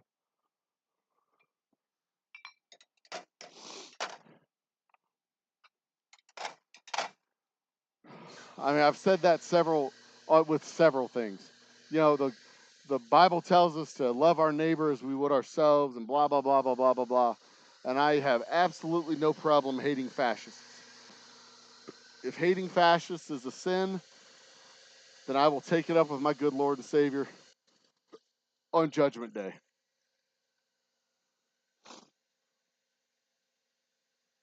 So if you got a problem with that, Bob, talk to my Lord and say, you be there as an advocate or a counter advocate. I don't know what the hell they have. Devil's advocate to send me straight to hell. Because if hating fascists is bad, then I don't want to be good. I will hate the shit out of bad people all the live long day.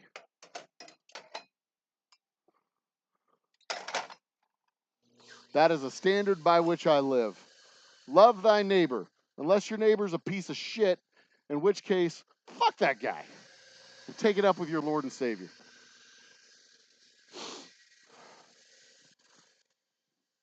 But in the defense of my actual neighbors, they're all pretty good people. They're all really decent, nice, kind people. We don't hang out and do barbecues and stuff. We should, because we live in a cul-de-sac. Cul-de-sac. We live in a cul-de-sac. So we should hang out and have barbecues and stuff. And the guy 2 doors down has a huge backyard with a tiki hut. A little tiki cabana. We almost bought his house, actually. But they were asking more than we were willing to spend. So we didn't move into that house. It was on the market for another 6 months. They probably got a deal on it. I don't know. I didn't ask. I've never asked. But he's a good guy. And they have a nice family. And their daughter, for a very long time, had a crush on our kid, our son, our youngest son. And when he would go over to their house to play, she was so funny because she'd be all like, sit here now, next to me. And he would sit next to her like a nice, good puppy and follow instructions. So I kind of think he kind of had a crush on her too. Because he did exactly what she told him to do. He doesn't even do what my wife tells him to do. He's like, what, Mom? What? You make me sit here. But little Miss C tells him, sit here. You're next to me. Boy, he is there. Legs crossed, hands in lap. Smiling politely. Anything else you want me to do, ma'am? That boy is trained. Has been for years.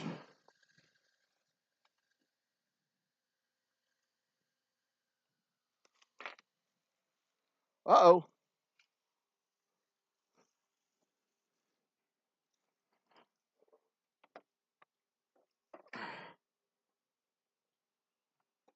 We are low on the barrel here. But I've got another 25 gallons though. This white barrel here in front of it, I don't know if y'all can see that. Y'all see the white barrel? Yeah, the white barrel in front of it's the rest of my rye. I had to split it into 2 batches in order to fit it in my machinery equipment. My equipment is designed for 50-gallon batches, not 60-gallon batches.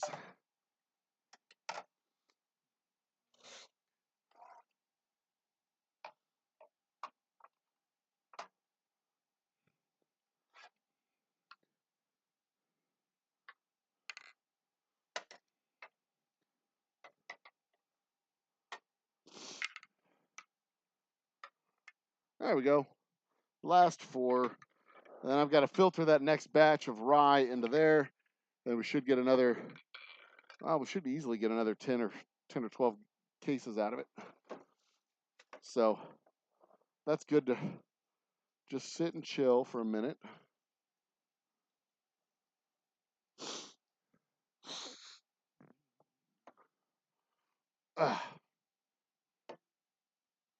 Take my cup under here.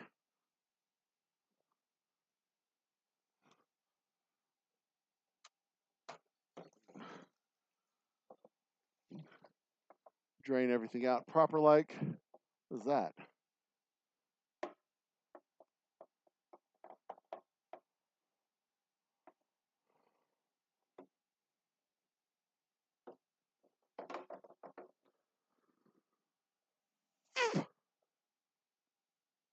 We'll have to find out what that is. Looks like I have a chunk of charcoal in there.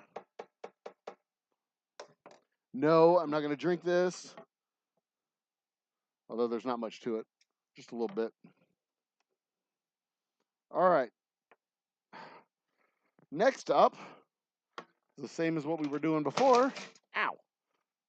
But first I got to check my battery. Oh, yeah, we're good. All right. Next step, same as the first. Next verse, same as the first. Gonna have to get new corks too. 2, 3, 4. All right. These are done. Time to seal the, mash the corks rather.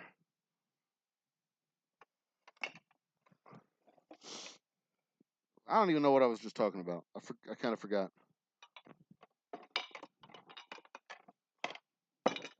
Something, something, something, masculinity, something, something. I don't know. So, yeah, anyway.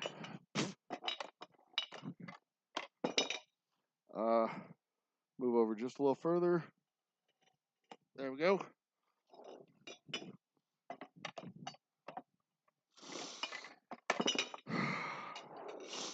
But we muted the masculinity of so many guys.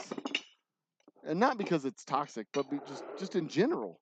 Like, the adventurous spirit that that's what we used to consider to be masculinity, right? The adventurous spirit. Go west, young man. Glory, fortune, fame. Go west. We don't do that anymore. We don't encourage risk-taking the way we used to. We don't encourage the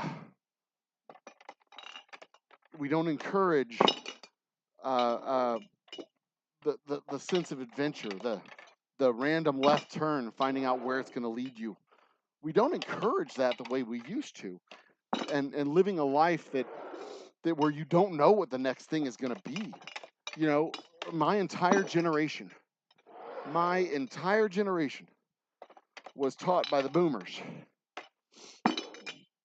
You get a job, you get your insurance, you buy your house, you take care of your family. That was the definition of masculinity, of being a man. You go to school, you get your job, whether it's trade school or whatever. By the time I was getting out of college or getting out of high school, the mid-90s, go to college. College guarantees you a successful future. High school gives you a chance at a successful future. That's what we were told. Literally what we were told. High school diploma gives you a chance. College diploma guarantees it. That was the agreement. That was the social compact, the social contract, the understanding that we had as men. We would go, get our degree, get our job, get our pension, move up through the ranks, retire, and take care of a family along the way. That was the agreement. That was the understanding. And that all changed in 1999, 2000, 2001. The dot-com pop. And then it was no longer get a job, take care of your family. It was change jobs as quick as you can to to fail upward to the next position. Change up, trade up, trade up, trade up. Go to the next big thing, the next great thing, the next fantastic thing. Trade up, trade up, trade up, trade up. Short-term goals, short-term victories. Never in there was entrepreneurship. Never in there was kill something, bring it back to the cave. Never was that part of the mix. This whole experiment of mine is a reprogramming from my youth. Take the safe route. Get the job. Rely on the corporation. They'll take care of you. Fucking corporation doesn't give a shit about you. This whole experiment, this whole process is a function of reprogramming. Reprogramming from my youth that I cannot take the safe path. Oh, that I wish I could. How easy it would be. How easy it would be to sit back on my MBA and just take a corporate job, wear a suit and tie for the rest of my life, produce product for someone else, make money for Regions Bank, make money for Chase, make money for someone else, generate wealth for others. And in return for generating that wealth for others, I would be taken care of. I would be a hunting dog. Go out, find the bird, bring it back. Here's your treat. Good boy. Do it again. Good boy. Do it again. Good boy. Oh, you fell down a well. Poor pup. Bullet to the brain pan. You're done. Bring the bird back. Good boy. Bring the bird back. Good boy. Bring the bird back. Good boy. Here's your kennel. Here's your food. Good boy. Oh, you bit the kid. Sorry. Bullet to the brain pan. You're done.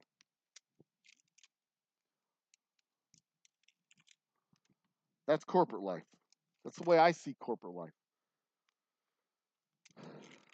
That I would be satisfied to be a hunting dog would have changed the entire narrative of what I'm doing. But I couldn't be satisfied being a hunting dog. I just wasn't satisfied doing it. It was somebody else deciding whether or not I would thrive. I could not handle that. I couldn't take it. I could not be comfortable with that kind of authority over my life. And so, here I am. Doing all right. Not doing as well as I was as a hunting dog. Not yet thriving, but doing better than I was last year. Doing better than I was the year before that. Doing better than I was every year since 2020 when we took this thing full time. And that's really all you can ask for, right? Just do a little better every year. Take care of your family. Take care of the people that matter. Do a little better every year. I mean, the only person you have to compete against is yourself. Do a little better every year. And as long as you're doing that, I mean, it's not Pollyannish. You still have to, if this year was 0, you still have to do better than 0. But there's a baseline. You have to do good enough to make it worthwhile. I mean, Jesus Christ, I can go flip burgers at McDonald's for $10 an hour for what, $18,000 a year, $15,000 a year. There's at least a baseline of doing good enough so that, you can do Uber Eats or DoorDash for $10 an hour for $12,000, $15,000 a year. So there's at least a baseline of good enough that you need to achieve. Otherwise, it's not worth doing it, right? It's a hobby. All right. Y'all have seen all this, so I don't need to like explain what I'm doing, but I will. Heat shrinks on the bottles. I'm trying to get them to feel like a dress sock or a nylon. I'm hungry. What time is it? Oh, that's why it's 1:30. I've been doing this for like 2 hours. I'm hungry.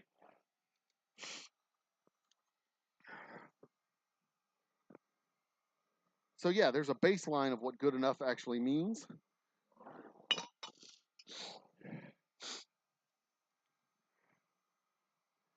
But there's also the only person you're competing. I'm not competing against Jim Beam. I hate it when people ask me that. They're like, how do you compare to Jim Beam? Well, they're a $9 billion corporation that's owned by Suntory in Japan. I don't compare to them. They're a factory produced whiskey. I do not compare my whiskey to them because it's not fair to them. Do you compare a Ferrari to a Corvette? And Corvettes come off a factory line. Ferraris are hand built. Do you compare the two? You compare a Chrysler to a Mercedes? I mean, Jesus Christ, we're not in the same world.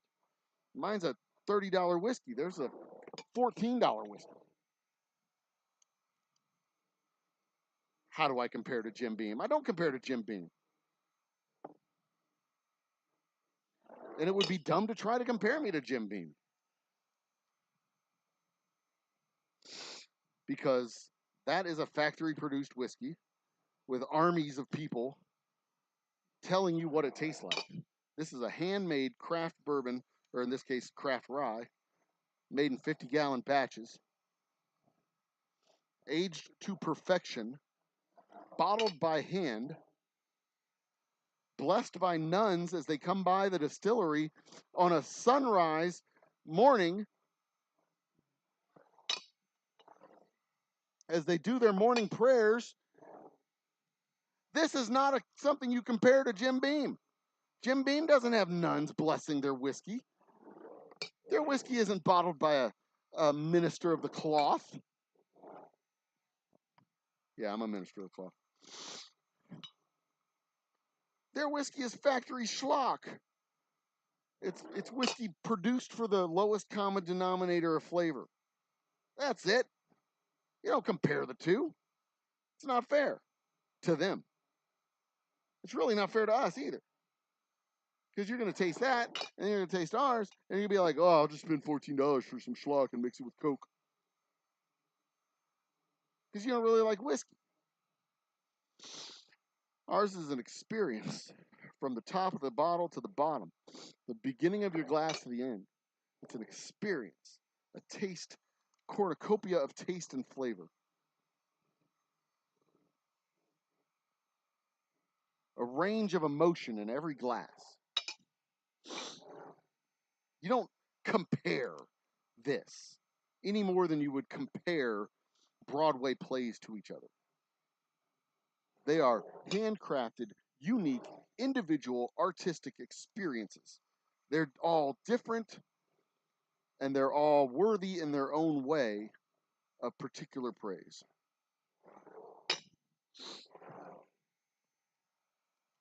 And also, Jim Beam is garbage, and mine's not. Excuse me. Made me cough.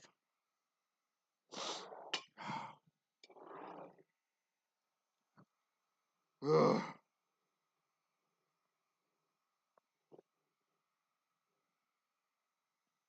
How does it compare to Crown Royal? Well, let's take a. Imagine somebody shit in your mouth. And then they dug the shit out of your mouth and gave you something delicious instead. That's the difference between Crown Royal and my whiskey.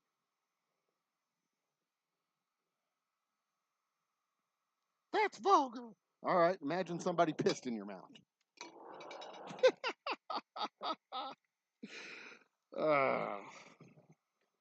You're the worst. Okay, that's fine. I'll be the worst. Just so you know, I've met people worse than me.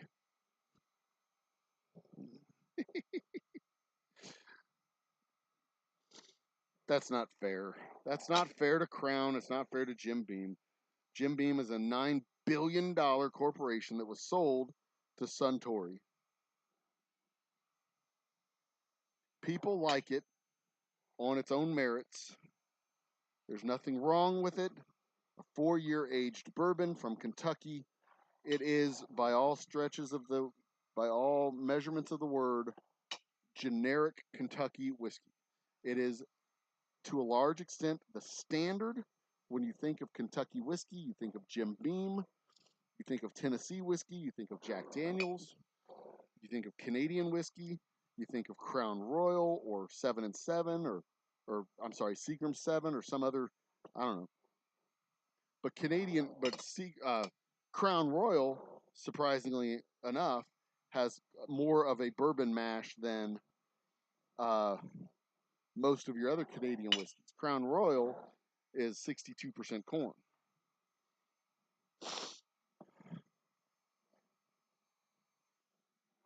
Because I was curious myself what its primary grain was. Crown Royal is like 62% corn. Crown Royal, if Crown Royal were made in the United States, it would be a bourbon. Based on its mash bill. And its mash bill alone. Who are we talking to here?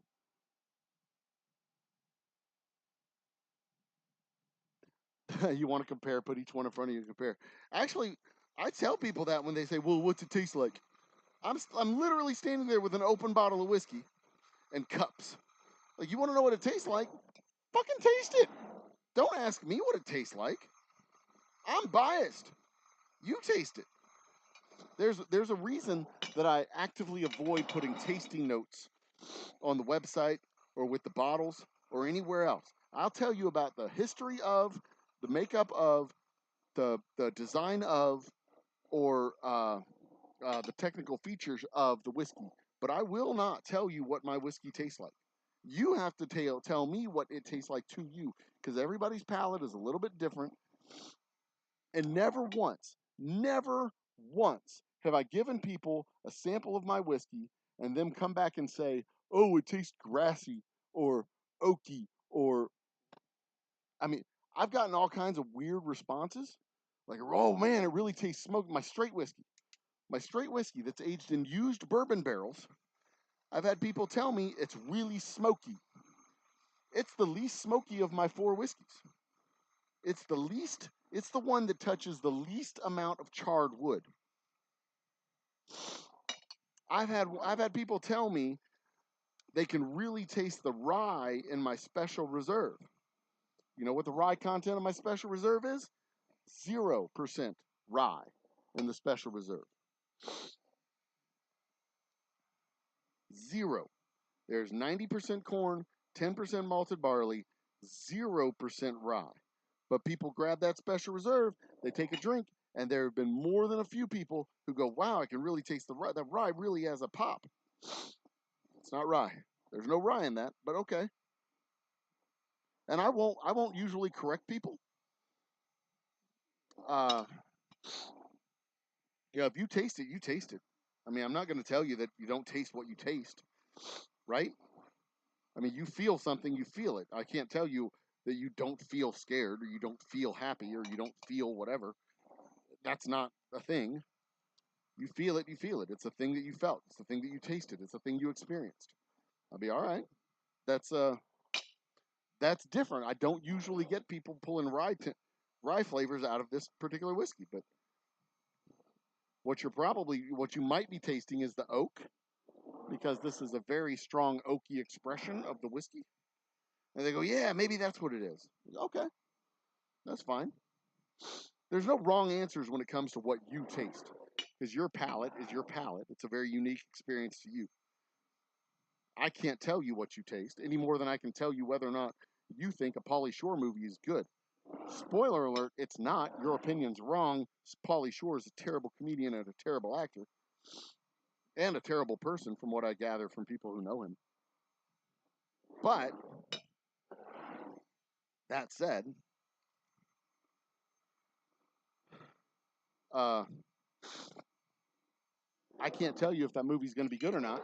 All I can tell you is that I thought it was shit. And in fact, I don't have to watch it, because I can tell you I don't like Pauly Shore movies. I've never found one that's good. Nope, even that one's bad.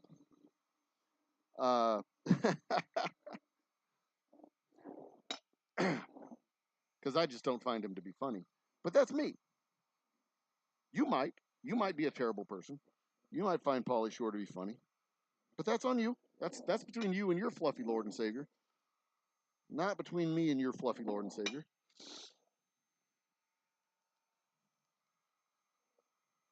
Your sweet fluffy Lord. I don't have to answer that. 2, 3, 4, 5, 6, 7, 8, 9, 10, 11, 12, 13. So I've gone from 12 bottle rows to 13 bottle rows. That's fine.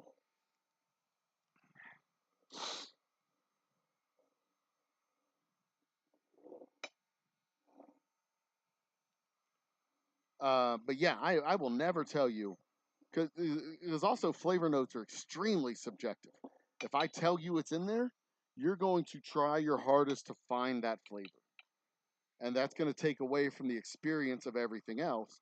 Because if you don't find that flavor, you're going to feel disappointed. If you do find that flavor, well, if you do find the flavor, you may not be finding the flavor that's authentically the flavor that you were looking for. So I leave it to y'all to find it when you taste it. Whatever it is you taste is legitimate and fair. I want to know what you taste. I know what I taste. It's not a function of exploration for me anymore. I know when it's ready. I've decided that it's ready. I tasted it and decided it was ready. It's time to go. Now tomorrow when I come in here, I'm going to empty out my 5-gallon barrels, proof down some bourbon to 120 proof, and then fill the barrels up with fresh bourbon.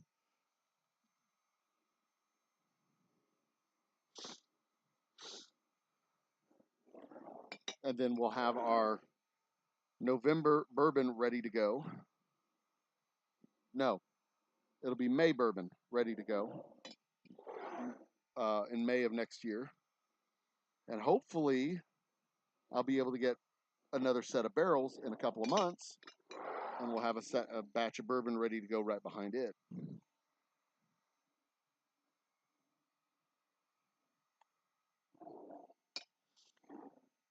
But yeah, I encourage people to take my bourbon home and compare it to what they have.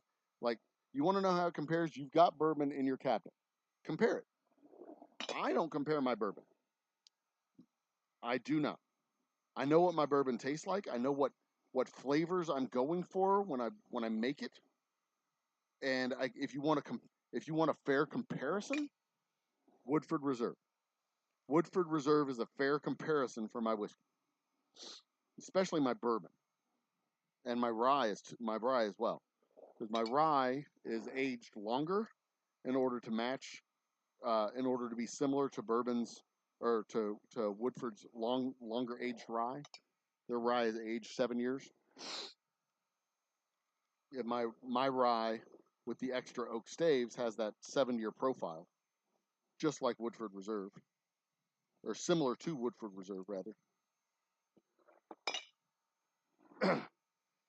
But if people ask, that's what I'll tell. If they insist, that's what I'll tell them. But if they're just kind of idly curious and I'm doing a tasting, if I'm not doing a tasting, that's what I'll tell them. If I am doing a tasting, I'll just give them a bottle or I'll give them a sample and let them taste it.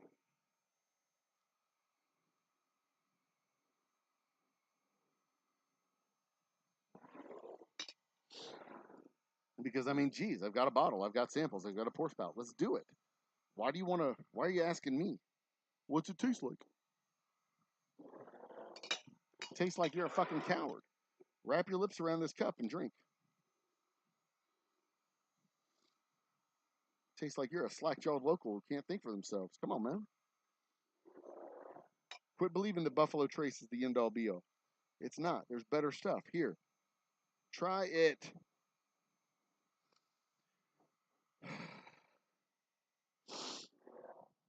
And And that, my friends, is the ultimate goal, is to just get them to try it. Put my junk in your mouth and swallow every last drop. Yeah, you heard me.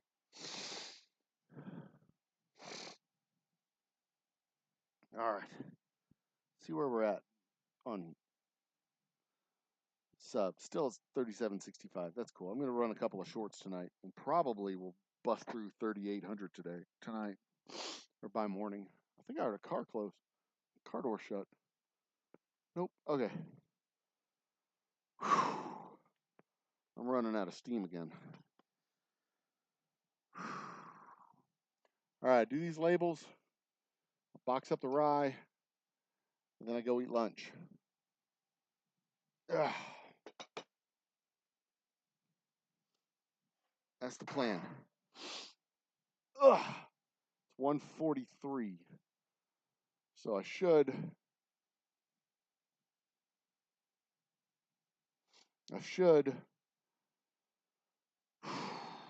be done in about an hour. Zany. Thank you, man. I really do appreciate that. I'm going to pin that post to the top. Love it. Like it.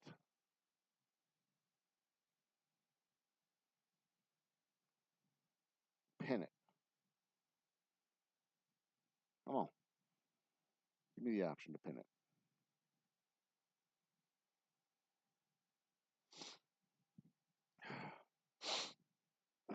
I should be done in about 45 minutes if I had to guess. All right, screw it. My email's opening up, so I can check my emails real quick. Tired. Take myself a quick little break. Looks like my computer froze too.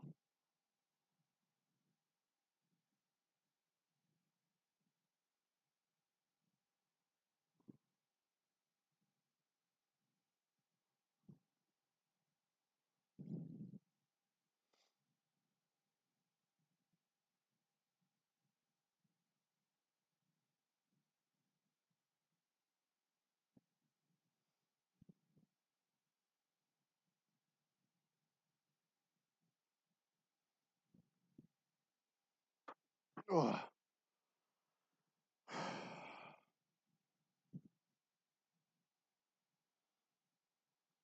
Is the camera completely frozen? Or is it just my phone? Because I don't see, like, I'm moving here. Let's see if it's just my phone.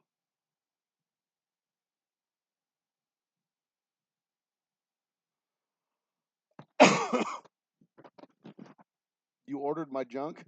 Appreciate it, Paul. I appreciate it. Absolutely. I think my phone has frozen. All right. I'm done taking a break. Okay, just the phone. Okay. We're still good. We're still good. We're still good. All right. Get back onto Wi-Fi. Time to label the bottles. I'm wearing out. Ugh, tired. Okay. So these I'll do with the actual machines. The machines take up a little bit of space, but they're okay.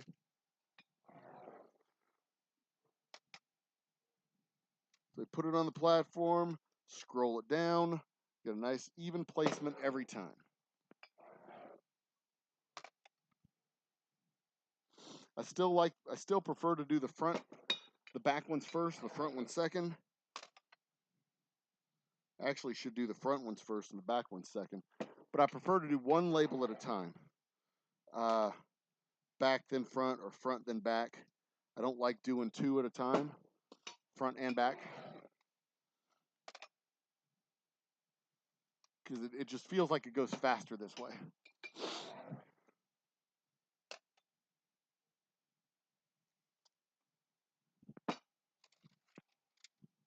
It feels like it goes faster. I don't know if it actually does, but it feels like it does. Y'all realize, don't you, that you're basically me talking. This is me talking to myself, but it doesn't feel as weird talking to myself when I know that there's one or two people on the other side of the screen that I'm actually talking to.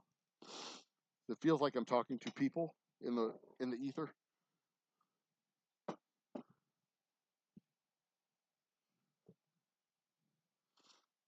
So it doesn't feel as weird. Because otherwise I'd just be like listening to music or podcast or something. Listen to Neil deGrasse Tyson talk about wormholes or some shit. Give a 45-minute answer to a 2, 3, 4, 5, 6, 7, 8, 9, 10, 11, 12 to a yes or no question. Dr. Tyson, do you think we'll ever make it to another galaxy? Well, the thing about it is, the universe is blah blah blah blah blah blah blah blah blah blah blah blah blah blah blah. In other words, 45 minutes later. In other words, with current technology, no. Like you could have started with current technology, no, and we could have answered 15 more questions. Fucking nerd. I love him. I absolutely love listening to a show. But he is a bona fide stone cold nerd.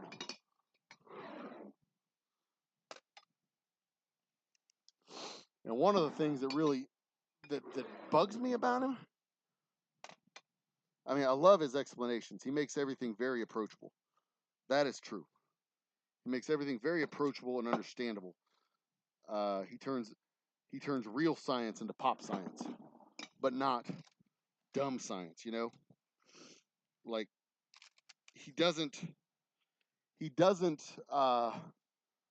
shy away from the technicalities, so that if you repeat what he says, you're at least repeating something that's not just accurate, but technically accurate. You know what I mean? Like he's a real teacher, and he really can do science for dummies in a really strong way. But one thing that just bugs the piss out of me is that sometimes he answers a question in such a way that it sounds like he's trying to prove how smart he is. Like, we already know how smart you are, dude. All you need to do is answer the question. But, you know, instead you're going to give us a treatise on the chironality of DNA and why we know that everything on Earth comes from the same set of amino acids, because the chironality is the same on Earth. And if we ever found something that was of a different right-handed or left-handed chironality of our amino acids, then we would know that that is truly alien in origin. Like, but the question was, is there life? You could just say no, or probably, or we don't know. But no, instead, you wanted to go on to this whole other thing that probably fascinates him as well. It's probably like, you know, he's like a 7-year-old who's like just discovered dinosaurs, and he's like, oh, let me tell you about the Triceratops. You're like, all right, tell me about the Triceratops. Well, what you really don't know about the Triceratops is, I mean, this chironality is probably something that when he starts talking about it, like that or something else, was folded over. It's probably something that he had like just came across and it was at the front of his mind. He really wants to tell you about his new shiny dinosaur that he discovered.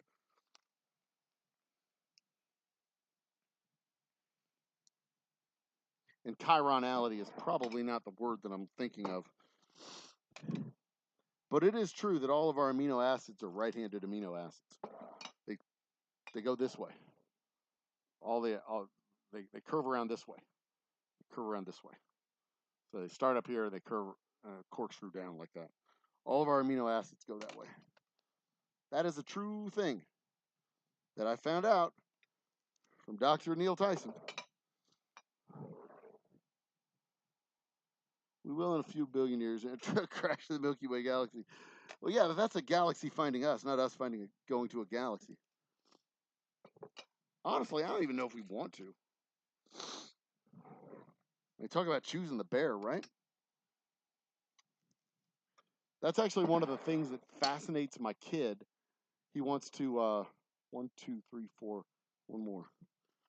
He wants to go into environmental sciences and biochem, and one of the fields of study that he wants to look at is the possibility of using of efficiently transporting protein as life support for extraterrestrial colonies. And the thought being alternate fluids possibly for fish to thrive in, because water is notoriously hard to transport to space. It's heavy, it's uncompressible, it is unstable physically because it sloshes around. It doesn't just sit there. A block of ice is stable. It doesn't go anywhere. It doesn't do anything. But a barrel of water is not. A barrel of water is notoriously unstable because it is sloshy.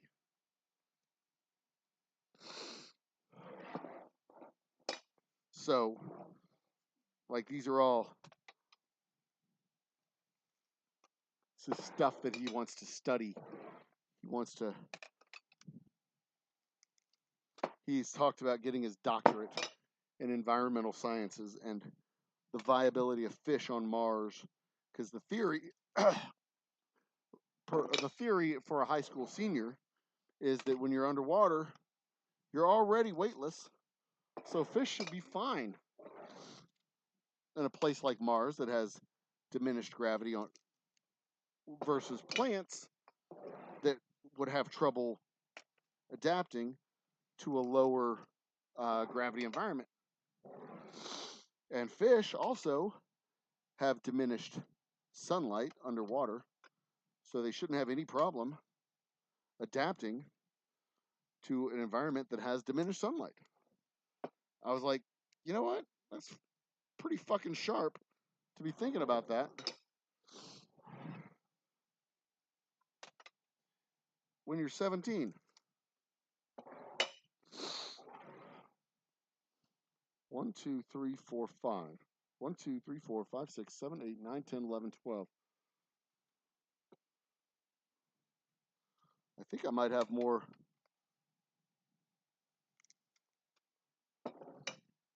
I've got space for 6 more. What? 1, 2, 3, 4, 5, 6, 7, 8, 9, 10, 11, 12, 13, 14, 15, 16, 17, 18.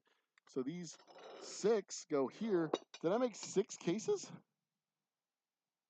I made 6 cases of rye. So I guess I get an extra case in the tasting room. All right, cool. How did I not catch this earlier? Is it really 10? 1, 2, 3, 4, 5, 6, 7, 8, 9, 10, 11, 12. Yeah, I made 6 cases. All right, that's cool. An extra case in the tasting room.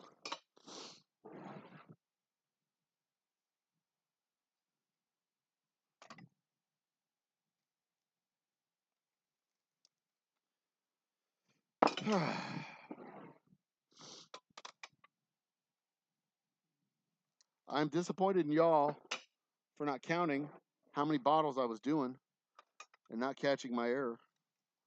Not one of y'all said that's 72, Old Humble guy, not 60.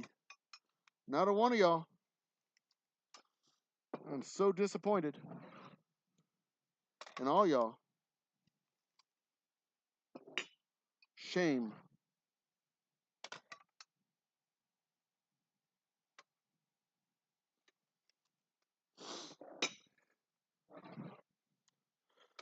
Maybe there's a reason that I did it. I'll have to look at the tape, see if I've mentioned a reason that I did an extra case.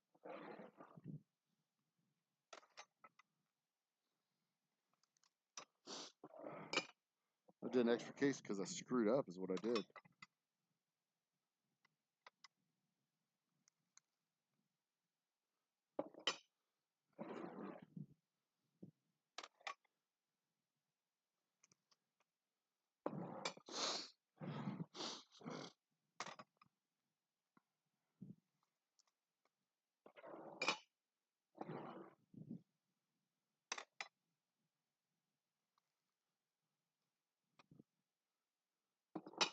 All right.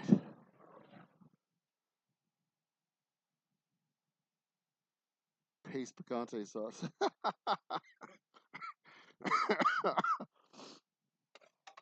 I'm old enough to know the paste picante sauce is the only appropriate picante sauce to eat in Texas.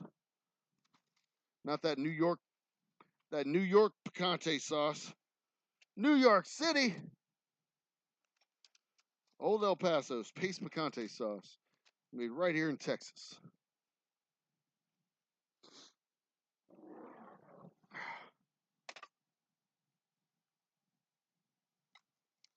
Get a rope.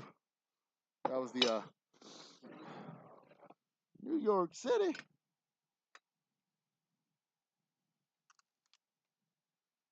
All right. I need to look and see real quick if I got any more rye labels. I may have to go order a set of labels. So back here is storage for rye. Yeah, okay, good. I got front and back. I got 3 fronts, 1 back. More front. Okay, I got a shit ton of labels for rye. Good, okay. All right, good. I have what's known in the industry as a shit ton of supplies for that particular bottle. Good, okay. Because we are very much close to the end of this run of labels.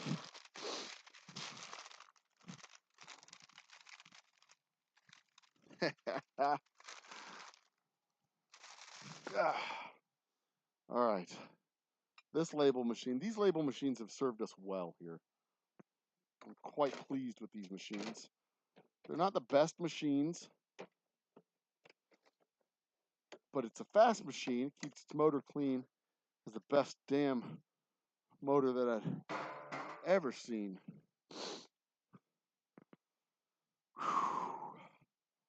I'm wearing out. I got to get some rest. I've got to get some rest.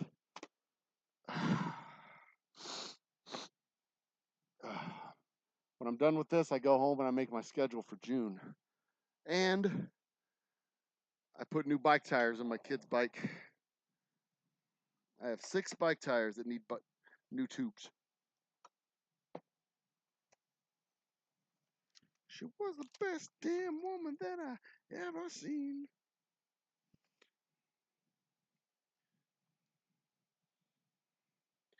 Knocking me out with those American thighs.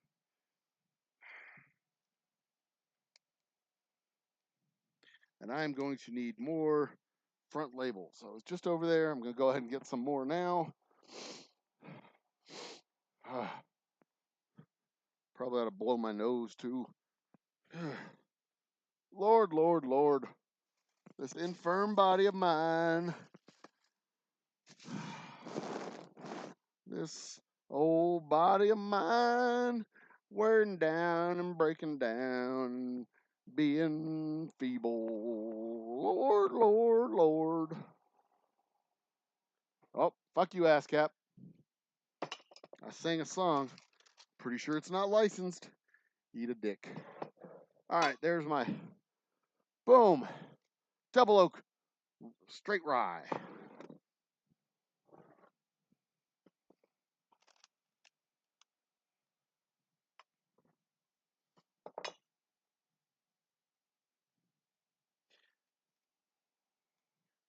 I pulled that one off by hand because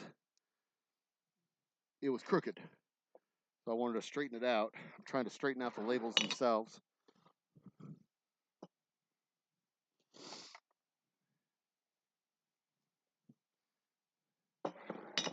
I don't remember the last time I saw a Pace Picante commercial.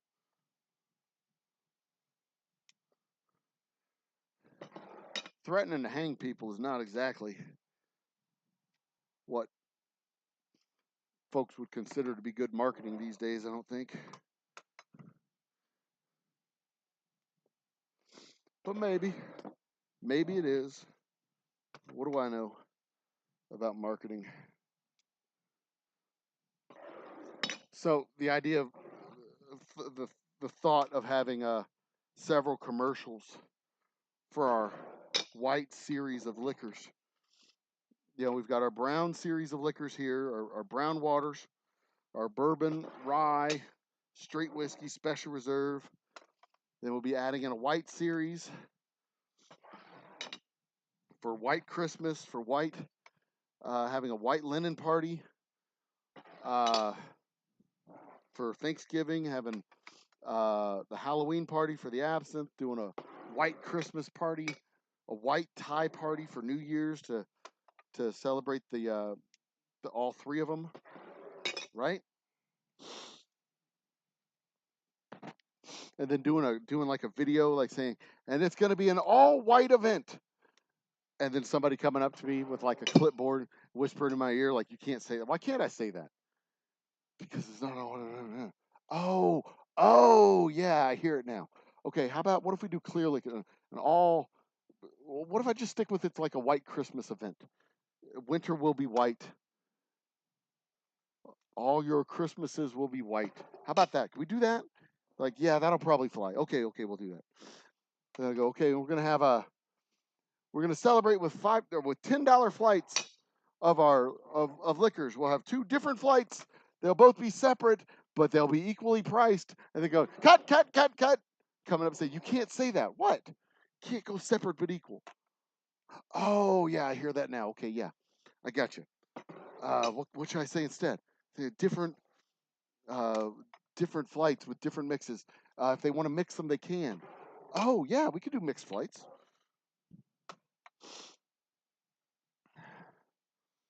Then the next commercial will be mixed flights. Okay, since 1960. Nope, cut.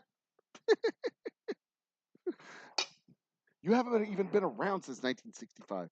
Like, yeah, I know. That was like literally just a joke. Oh, okay.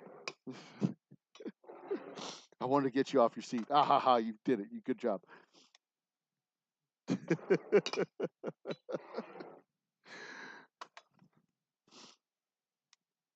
Because Lisa would be the perfect foil for that. She's the lawyer that keeps me out of trouble.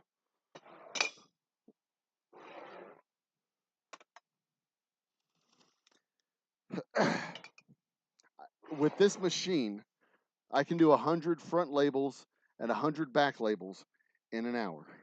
I know this because I've timed it. And every once in a while I screw it up and I have to take it off and put it back on. But there we go.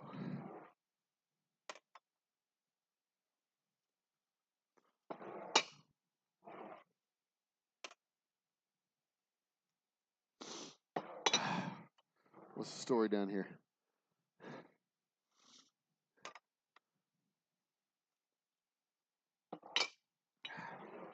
Positivity Thursday.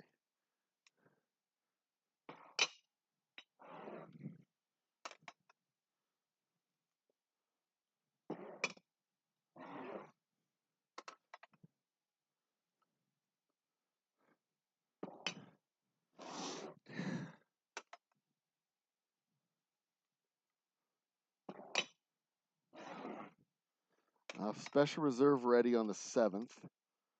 Did I tell y'all I got a laser etcher? I did. It's awesome. I'll start doing some wood etching, some metal etching. I can do bottle etching probably.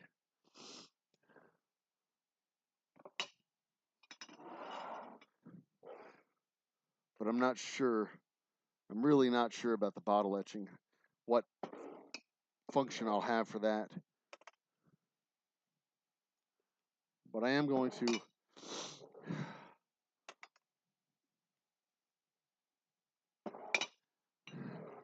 get the awards for my bottles printed. The Bartender Spirit Awards, the New York International Spirits.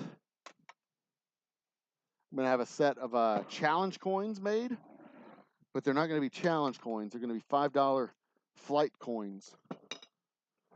So if you get a coin from me, then you can bring it to the distillery and get a $5 flight. In fact, I'm going to be running by the store to pick up a bag of those today. Stainless steel $5 flights.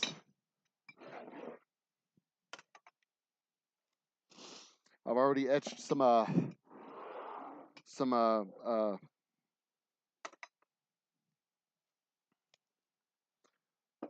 collapsible shot glasses. You might have seen that on one of my shorts. In fact, the latest one that I did, I got a new mug.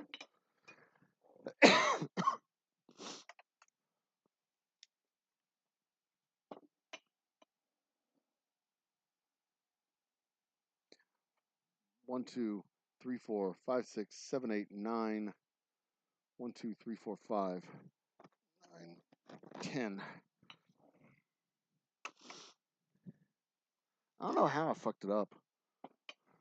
How I got an extra. How I got 6 cases instead of 5. Oh well. I thought I counted them out right. I must not have. Clearly. And I'm out of labels as of this one. Yep, it's the last one.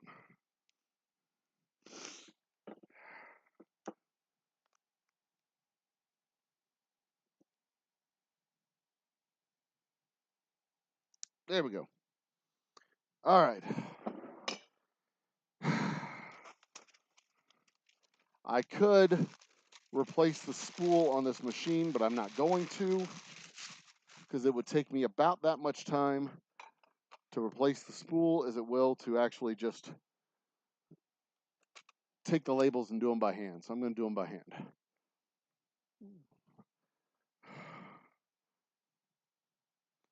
Look, girls, get you a guy who can do both. So dumb.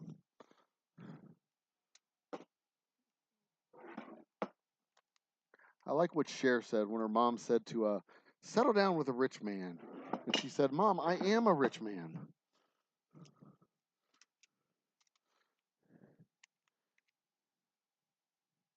Guys are needed for procreation, but not for fun.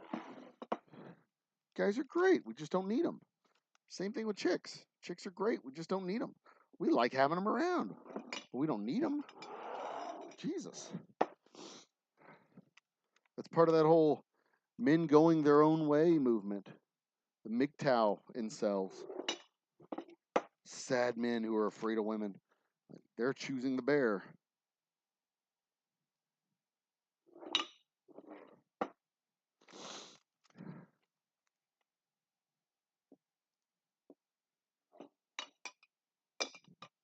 I like what Cher said. I like Cher. That old bag. She's a great old gal. That Cher. Let's see here. I need to go this way. Yeah.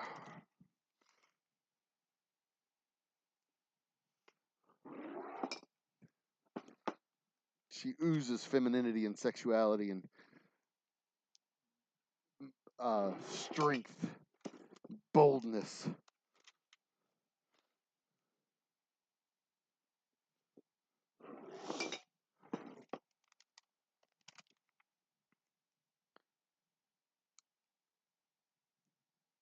And if you're not intimidated by her, then you're not paying attention because she's better at just about everything than you.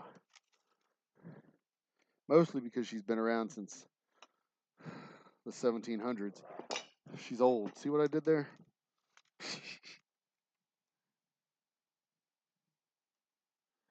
Oh!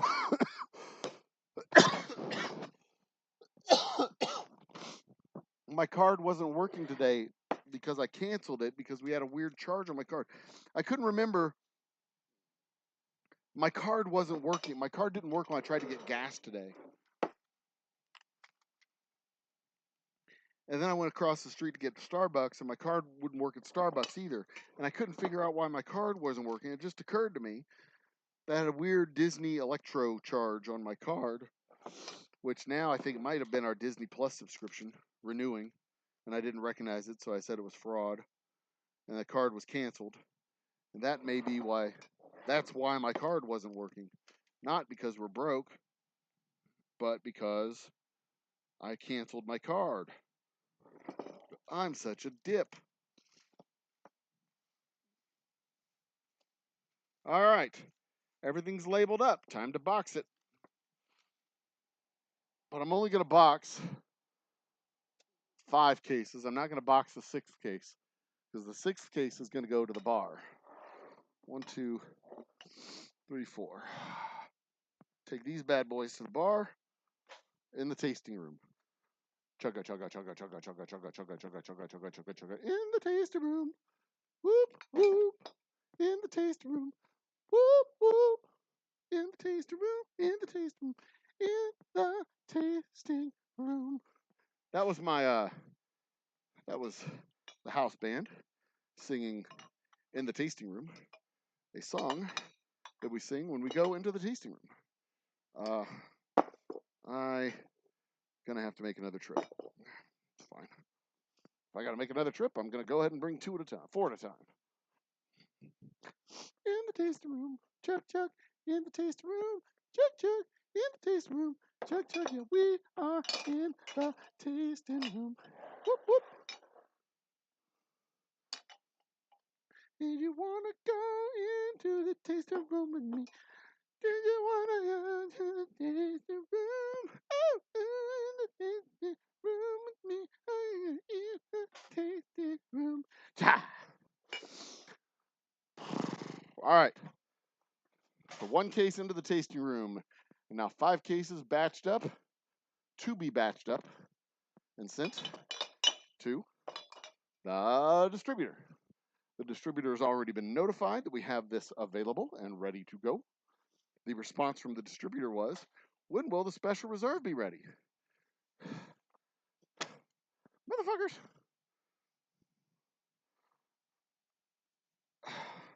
I'm giving you this. Why y'all gotta be all like, when something else you got? Well, I'll tell you when it'll be ready. Be ready when I tell you it's ready. That's not how it works, though. It's actually going to be ready in about 2 weeks, but I desperately need these guys to come pick this up now.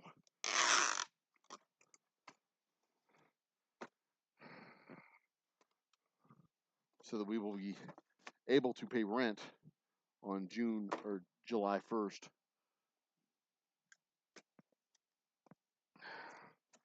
Because I'm not going to be able to stall my landlord until the 10th of July.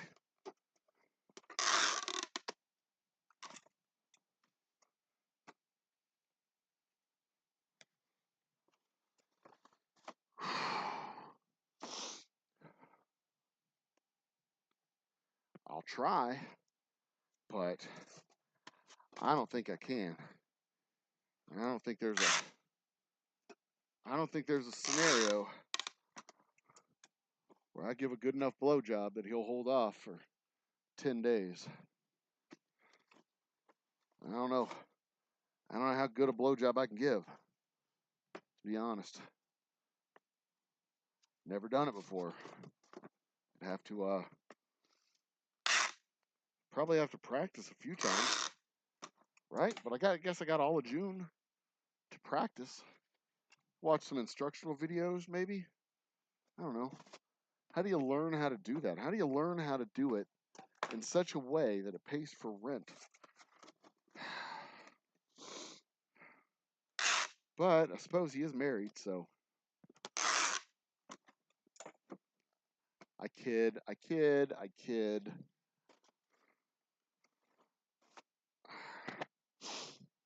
But only a little. All right, double oak rye going into the box.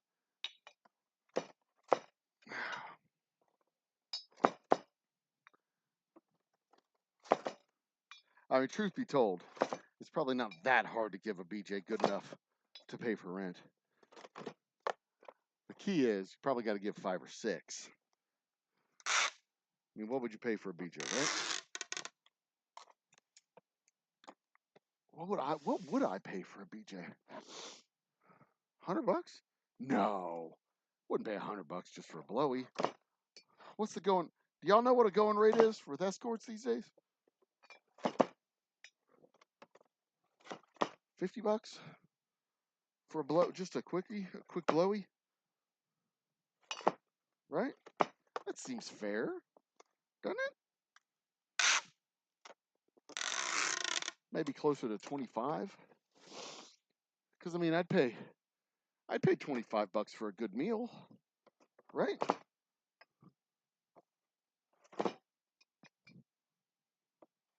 Anyway, so if it's like $25, rent's $3,000. So you go 3,000 divided by 25. That's 4 for 100. Then 10 of those for 1,000. So that's 40 times 3 to make it 3,000 would be 120 good blowies to pay rent. 120. Oh, I don't need that. That actually goes up there. Ah, jeez. Through the month of June, I guess. I mean, that's like 4 a day, every day. And your first one would probably go quicker than your last one. So, I mean, shit, you have to spread that out over 2 months, man. I think it could be done.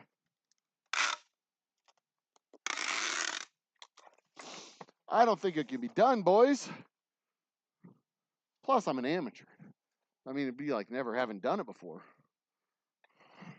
So, all that said, I got to sell some whiskey because I'm just not physically talented enough to sell myself for rent.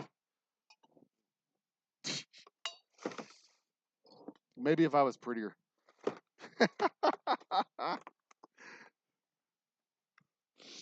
All right, boys and girls, that is that. 10 cases, bottled, boxed, and ready to ship. 10 more cases. So that brings our total ready to ship to 25, with 5 having already been picked up.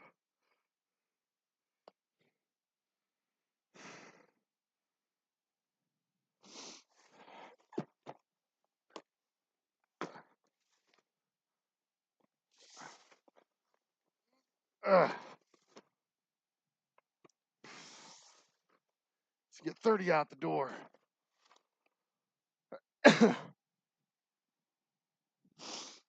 For the month. All right, let's switch over to the other camera. But guys, I'm tired. I'm still not feeling 100%. And I'm feeling it way on me now. All right, so 230, 3760 is my subs. Big thanks to all my new subs. Big thanks to Zany, who dropped a $3 super chat. I appreciate it. I really, really, truly do. It's gonna push me right over the top. Can I pin it? All right, I don't know how to do that. All right, but it is now 2:30. It is time for me to hit wrap up here at the shop and head home so I can put new bike tubes in my kids' bike tires. And then we will get cracking on the next phase of everything. The next phase of everything.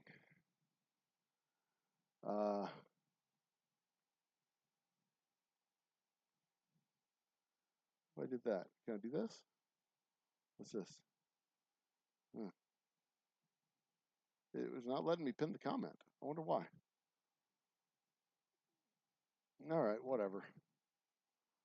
I'll just move that over here. All right. Guys, it's been fun. And I'm probably actually going to go home and take a nap because I'm still super duper exhausted.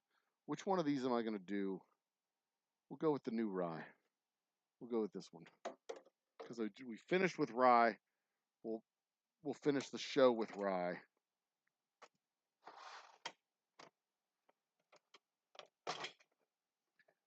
Do our final parting shot.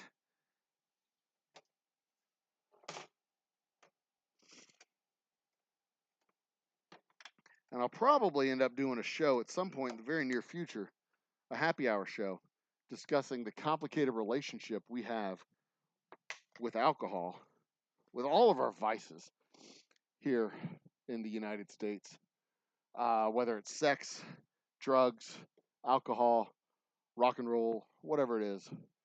Because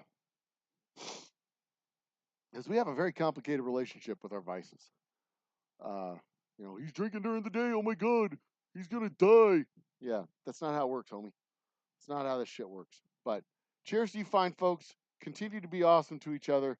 Thank you, Zany. Thank you, Paul. Thank you, Sunflowers. Thank you, everyone, for coming and hanging out and chatting and being just generally awesome people. I truly do appreciate it. There's Zany, Jason, Jason Coates. I saw Bigfoot Silver, Hide and Seeker. All y'all, I appreciate it. I absolutely appreciate your support for the channel. I appreciate your support for the distillery. Be awesome to each other. And next time, I'll see you again. Cheers.